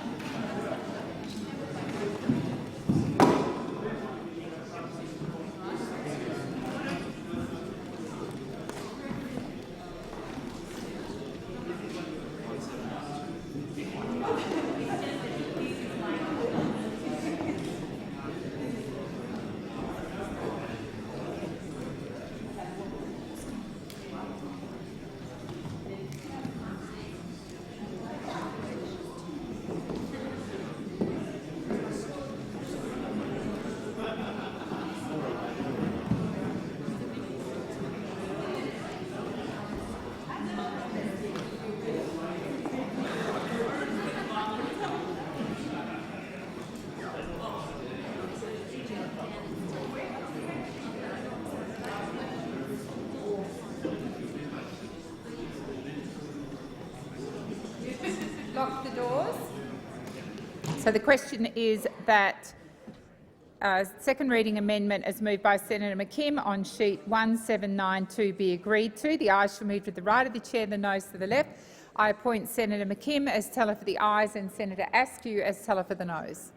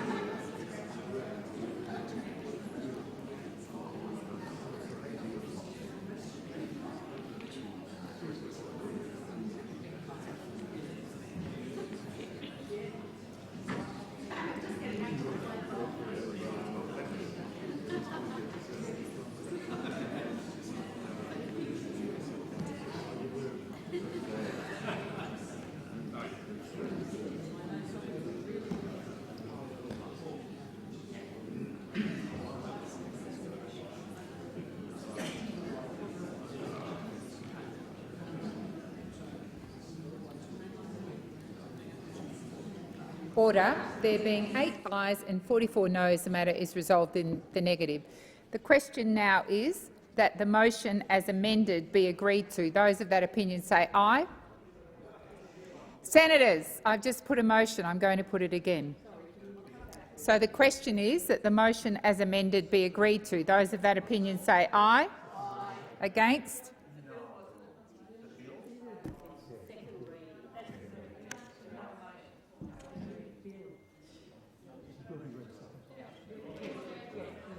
Do you want me to put it again? So the question is the bill as amended be agreed to. Those of that opinion say aye. Against? I believe the ayes have it. Division required. Ring the bells for 1 minute.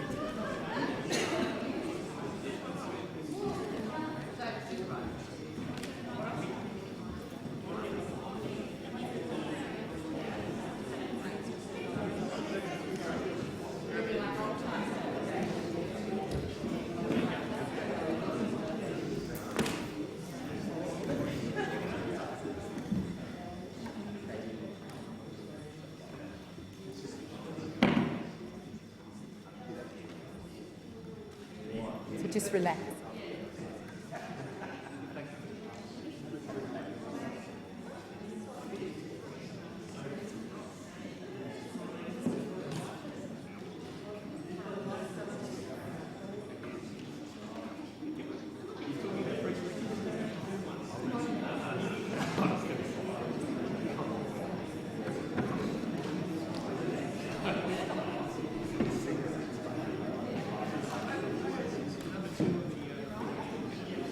Lock the doors.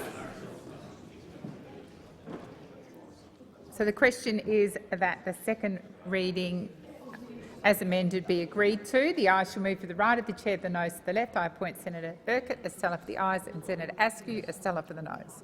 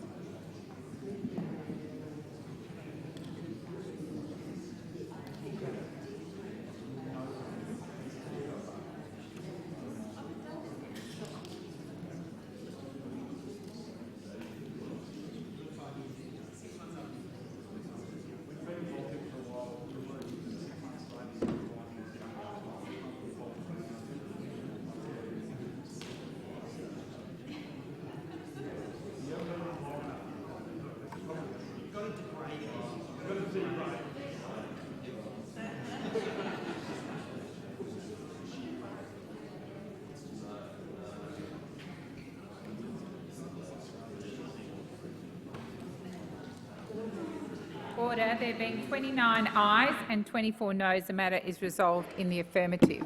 I call the clerk. A bill for an act to amend the Competition and Consumer Act 2010 and for other purposes. Change.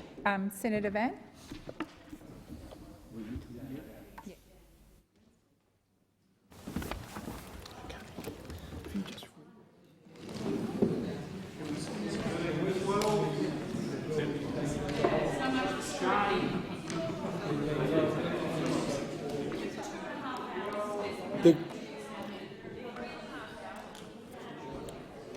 Senator Duniam.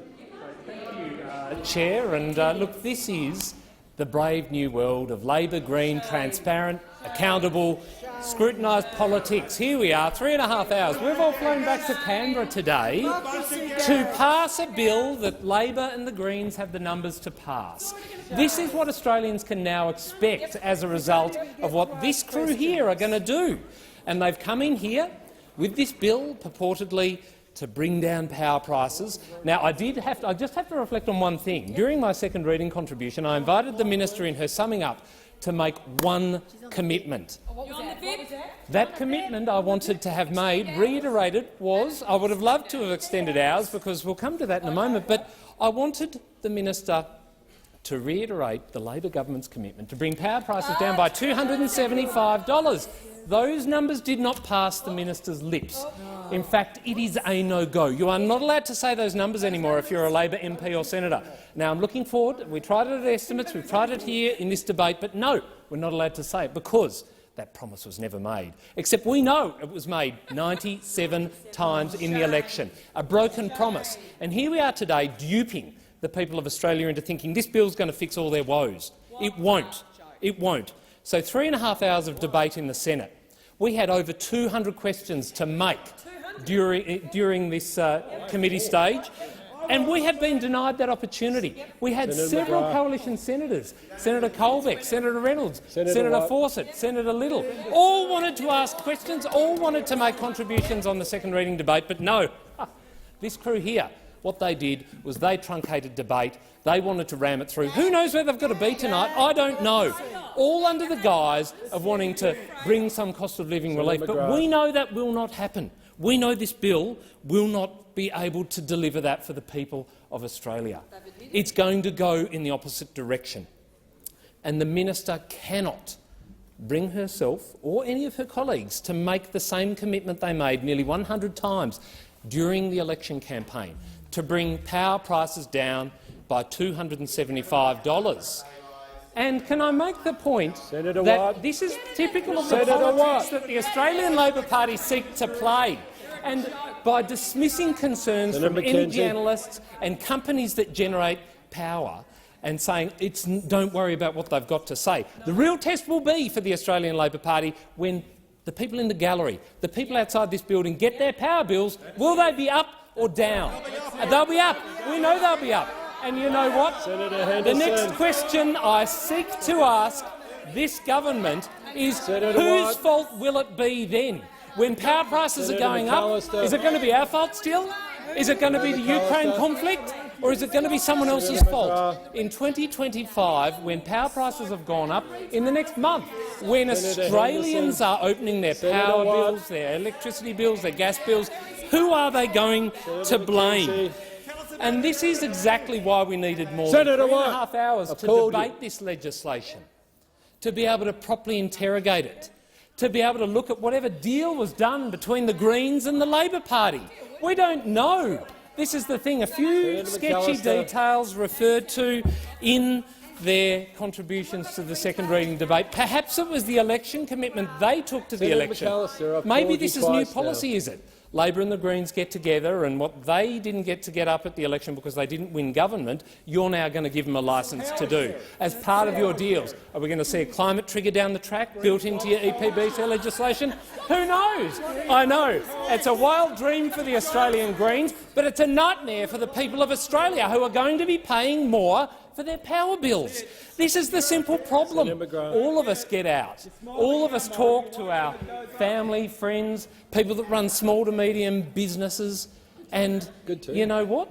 I tell you, the blatant disregard for the concerns that normal, everyday Australians have in trying to make ends meet, in trying to make sure that they can pay the bills. And it might be amusing to some in this place because we've all got to get on a plane after 4:30, but in fact we should be here debating this once-in-a-generation opportunity to get it right. You know, we are seeing the biggest, most destructive and extreme changes to energy regulation in decades, and these have been labelled by experts from the sector as the worst ever seen in the world. not just here, not in the ACT, not the east coast of Australia, in the world. How can this government ignore these alarm bells? How can the government turn their backs on the people of Australia who are asking for one thing, the one thing you promised at the election? And it's a compact, a contract between you, the government, the people who formed a majority after the last election, and the people of Australia. They voted for you on the basis of your promise that you would reduce power bills by how much, colleagues? And it's a promise you've broken. It's a promise that the Australian government will not deliver, not through this bill, not through any other mechanism, and it's a number they will not utter. They will go nowhere near because they don't intend to deliver on it. It is a dark day for Australians. It's a dark day for Australians who are already struggling with increasing cost of living pressures, mortgages, groceries, electricity bills we've already mentioned. And you know, the other thing too, the glee that you see beaming out of the faces of the Australian Greens should be enough to tell all of us that this is a dud deal for Australians. And now the heads go down because this crew down here, the Australian Greens, who are not known for their support of Australian industries, Australian jobs, things like fossil fuels that actually do generate energy at the moment. And I made the point in my second reading speech, you deny reality. You can't switch the old system off without switching the new one on. The new one hasn't been switched on yet. We don't have capacity to generate energy. So when we have to choose between who gets the gas and who doesn't, is it the children's ward at the hospital or the house? Who gets heating in winter? This is what's going to happen. The blackouts, the price spikes, all of these things are going to come. This is not some scare tactic. This is what's going to happen. It's what experts in the sector are saying. It's what analysts are predicting. And there are ways to fix this. There are ways to deal with it if the government went out and spoke to the industry and spoke to the sector and consulted. If the government went out and spoke to people who are struggling with cost of living, they would do more than what this bill proposes to do. They would actually go and deliver on their election commitment, which I can only assume was made on the basis of good faith consultation with the community. So it begs the question again, why break the promise? $275, I say to the minister who is in the chair at the moment. I wonder whether it still remains government policy, but at the end of the day, I want Australians to know this government has duped you yet again. You were fooled into voting for them based on a promise for $275. And I take the interjections from Senator Watt. I tell you what, Senator Watt, when a government lies to the people of Australia, like this one has, around a promise to cut $275 off their power bill, and not once since the election has any single member of the front bench or the back bench referenced that number. Why would that not actually be something that you would do? Is it not what a good government would do? Actually honour a commitment it made 97 times? I think that's the kind of thing I'd be expecting. I reckon it's the people that voted for your government are expecting as well. Why won't you deliver on that promise? Why won't you reference that in anything that you do? I have a lot more to ask you before my time is up, Senator Gallagher, and I will continue to ask those questions because I'm angry on behalf of the people of Australia who are going to pay higher power bills because of this decision by the Senate today, frankly.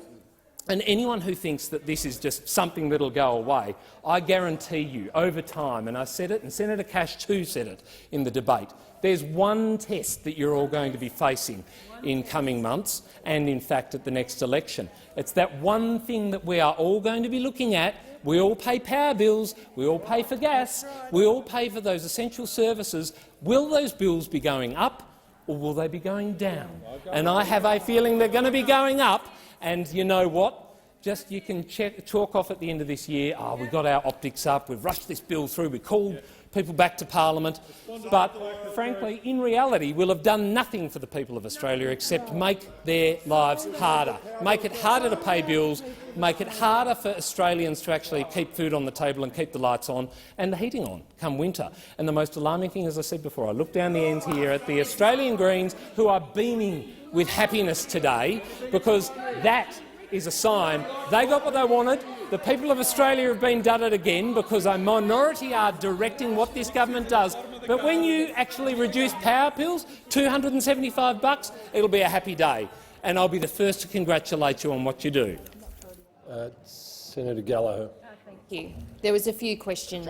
There was a few questions in there, but I think the contribution from Senator Duniam just confirms that the opposition has dealt themselves out of being part of any sensible policy dialogue in the energy area. That presentation has just confirmed it. We will deliver on our Powering Australia plan, but unlike you, we are also taking the urgent steps that are needed to take the sting out of the increases that are being felt right across the country in households, in manufacturers, in small and medium businesses.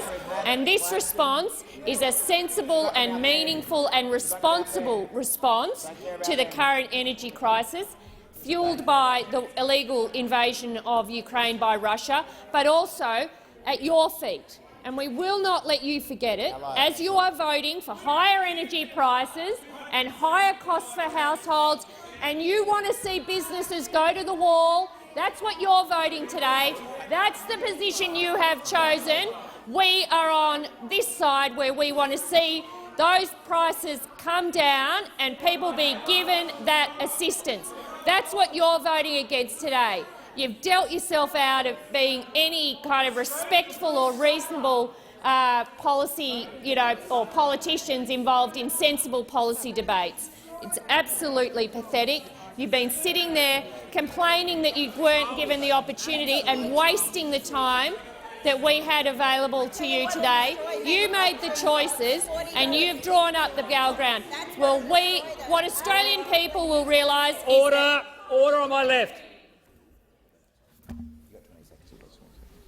Thank you. Minister. Australian people will understand, this is the question that Senator Duniam put to me, that they have a government that is on their side, that is prepared to make difficult calls and prepared to make the decisions and pass legislation that will take the sting out of these increases in energy prices that we inherited from you and that are forecast to impact on 23-24.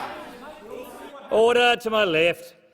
Senators, it being 4:30 p.m, I will now put the questions on the circulated amendments and then the remaining stages of the bill.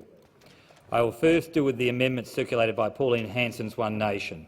The question is that the amendment on sheet 1784 be agreed to. Those for the question say aye. Aye. Against no? I think the noes have it. Is the division required? A division is required. Ring the bells.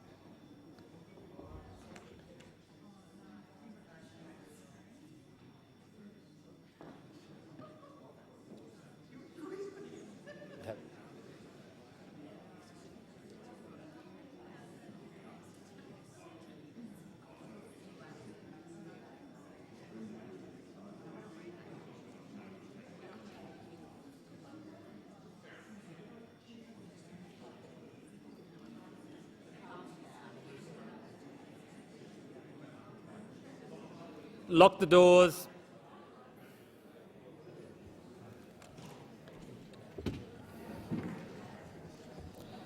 The question before the chair is that amendment on sheet 1784 be agreed to. Those for the question pass to the right of the chair. Those against to the left of the chair. I appoint Teller for the ayes, Senator Askew, and Teller for the noes, Senator Ciccone.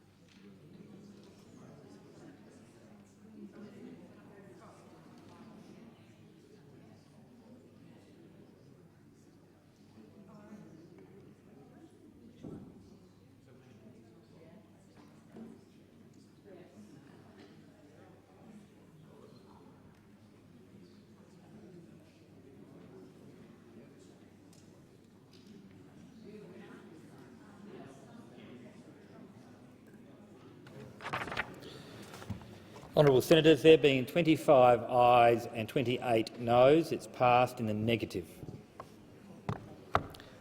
I now will deal with the amendments circulated by the opposition on sheet 1787. I alert honourable members before I put the question that the question will be that Schedule 1 stand as printed.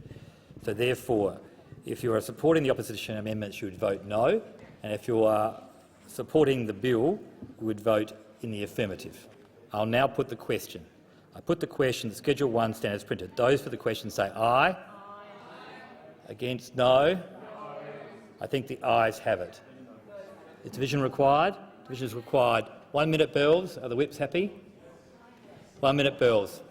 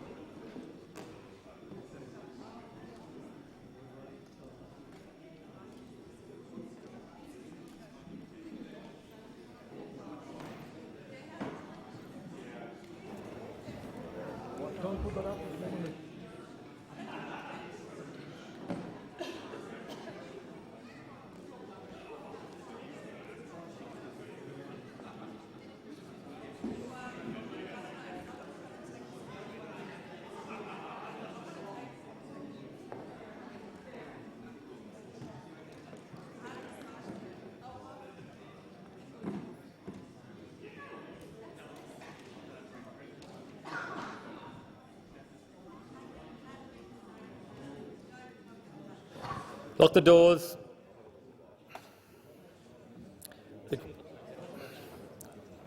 The question before the chair is that Schedule 1 stand as printed. Those for the question pass to the right of the chair.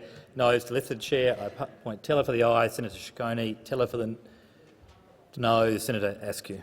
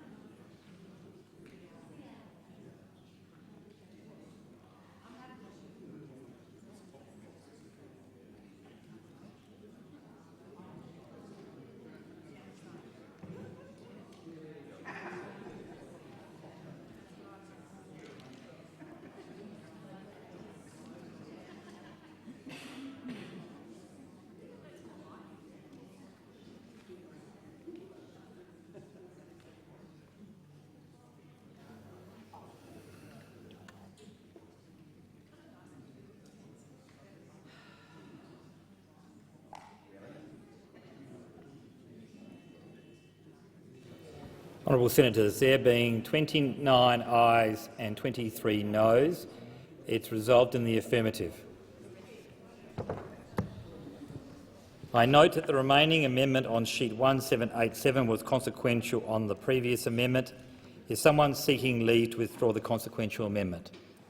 No one is seeking leave. Therefore, I will put the question. The question is now that the remaining amendment on sheet 1787 be agreed to.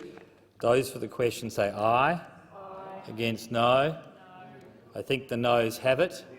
The ayes have it. Division required. Bring the bills for 1 minute. 1 minute.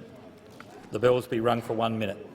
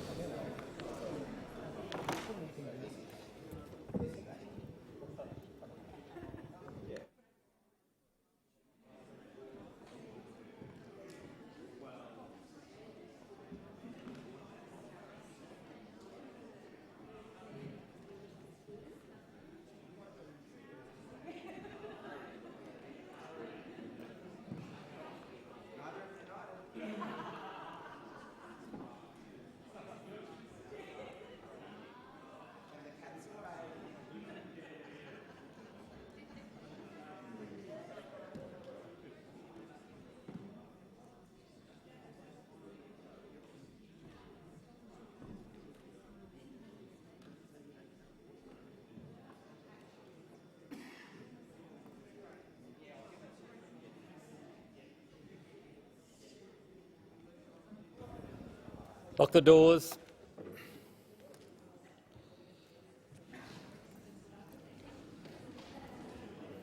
The question before the chair is that the remaining amendment on sheet 1781 be agreed to. Those for the question pass to the right of the chair, those to the left of the chair. I appoint as teller for the ayes Senator Askew and teller for the noes Senator Ciccone.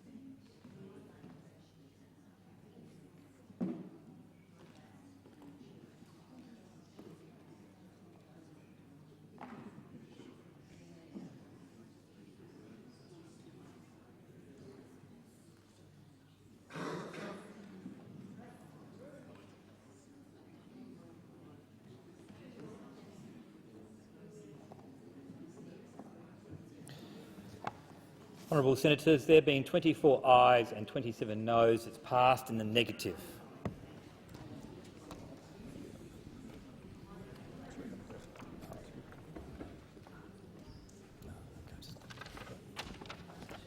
Pursuant to order, I shall now report the bill.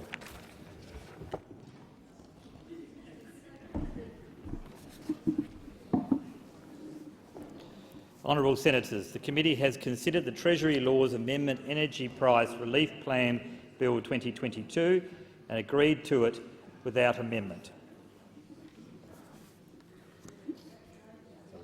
Yeah.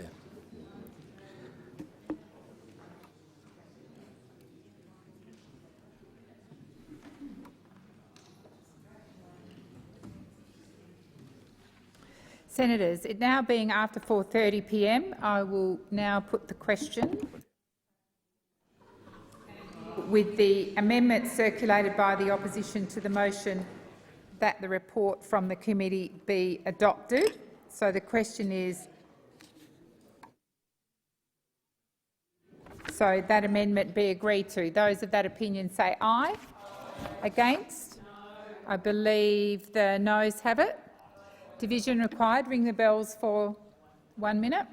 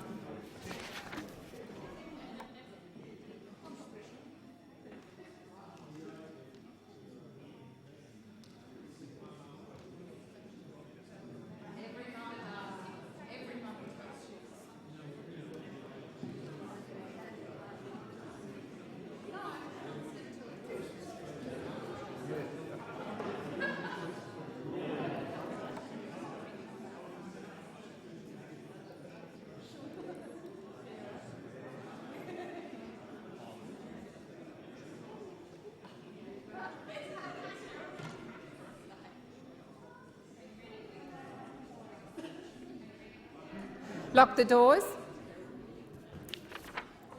The question is that the amendment be agreed to. The ayes shall pass to the right of the chair, the noes to the left. I appoint Senator Askew as teller for the ayes and Senator Ciccone as teller for the noes.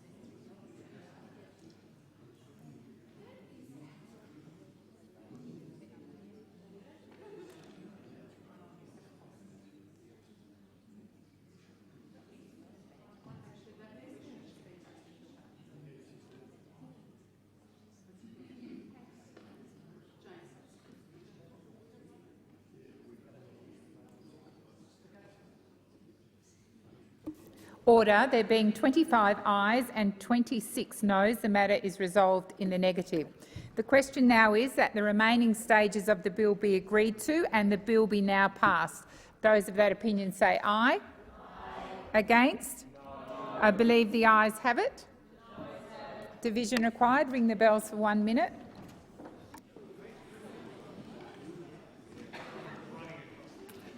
I know. No.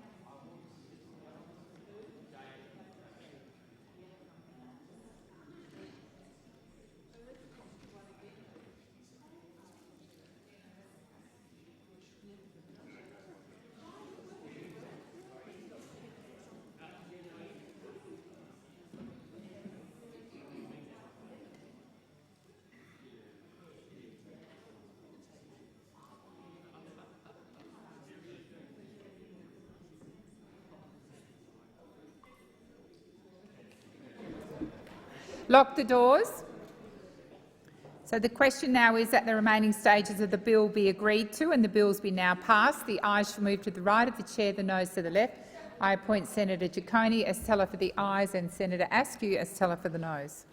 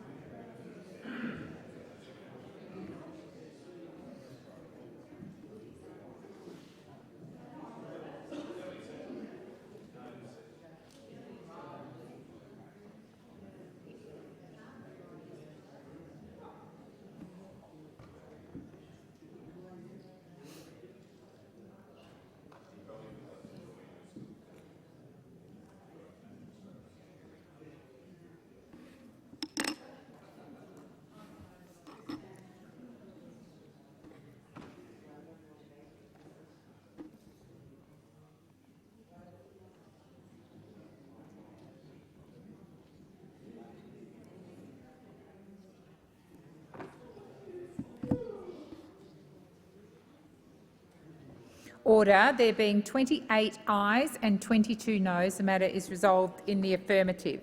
I call the clerk. Bill for an Act to amend the Competition and Consumer Act 2010 and for other purposes. Senators, that concludes consideration of the bill, and I call the minister. Thank you, President. I move that the Senate, at its rising, adjourn till Monday, the 6th of February 2023 at 10 a.m. or as such other time as may be fixed by the President, or in the event of the President becoming unavailable by the Deputy President, and that the time of meeting so determined shall be notified to each senator, and that leave of absence be granted to every member of the Senate from the end of the sitting day to the day on which the Senate now meets. Thank you. The question is that that motion be agreed to. Those of that opinion say aye. Aye. Against? I believe the ayes have it. Yeah. So the question is, the motion is moved by the minister be agreed to. Those of that opinion say aye. Aye. Against? I believe the ayes have it. Happy holidays.